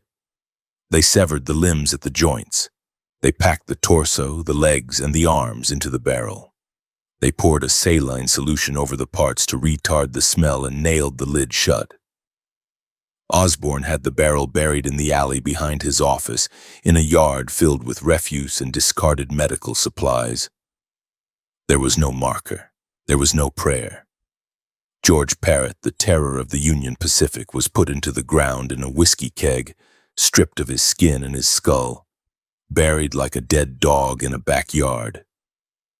The earth was shoveled over the barrel, and the snow soon covered the disturbed ground, hiding the evidence of the doctor's final indignity to the corpse. Weeks passed. The snow melted, and the mud of spring took over the streets of Rawlins. The memory of the lynching remained, but the daily life of the town moved on. Dr. Osborne continued his practice, treating fevers and setting broken bones. But he was waiting for a package. When the shipment finally arrived from Denver, Osborne opened it in the privacy of his office. Inside, wrapped in brown paper, was the leather. The tanners had done their work well. The skin was now soft and pliable. It had been cured and dyed. Osborne examined the texture. It was different from cowhide or pigskin. It had a grain that was uniquely human. He ran his thumb over the surface, feeling the pores. This was the skin that had sweated in Rattlesnake Canyon. This was the skin that had felt the cold of the Carbon County jail. Now it was material for a cobbler. Osborne took the leather to a local shoemaker.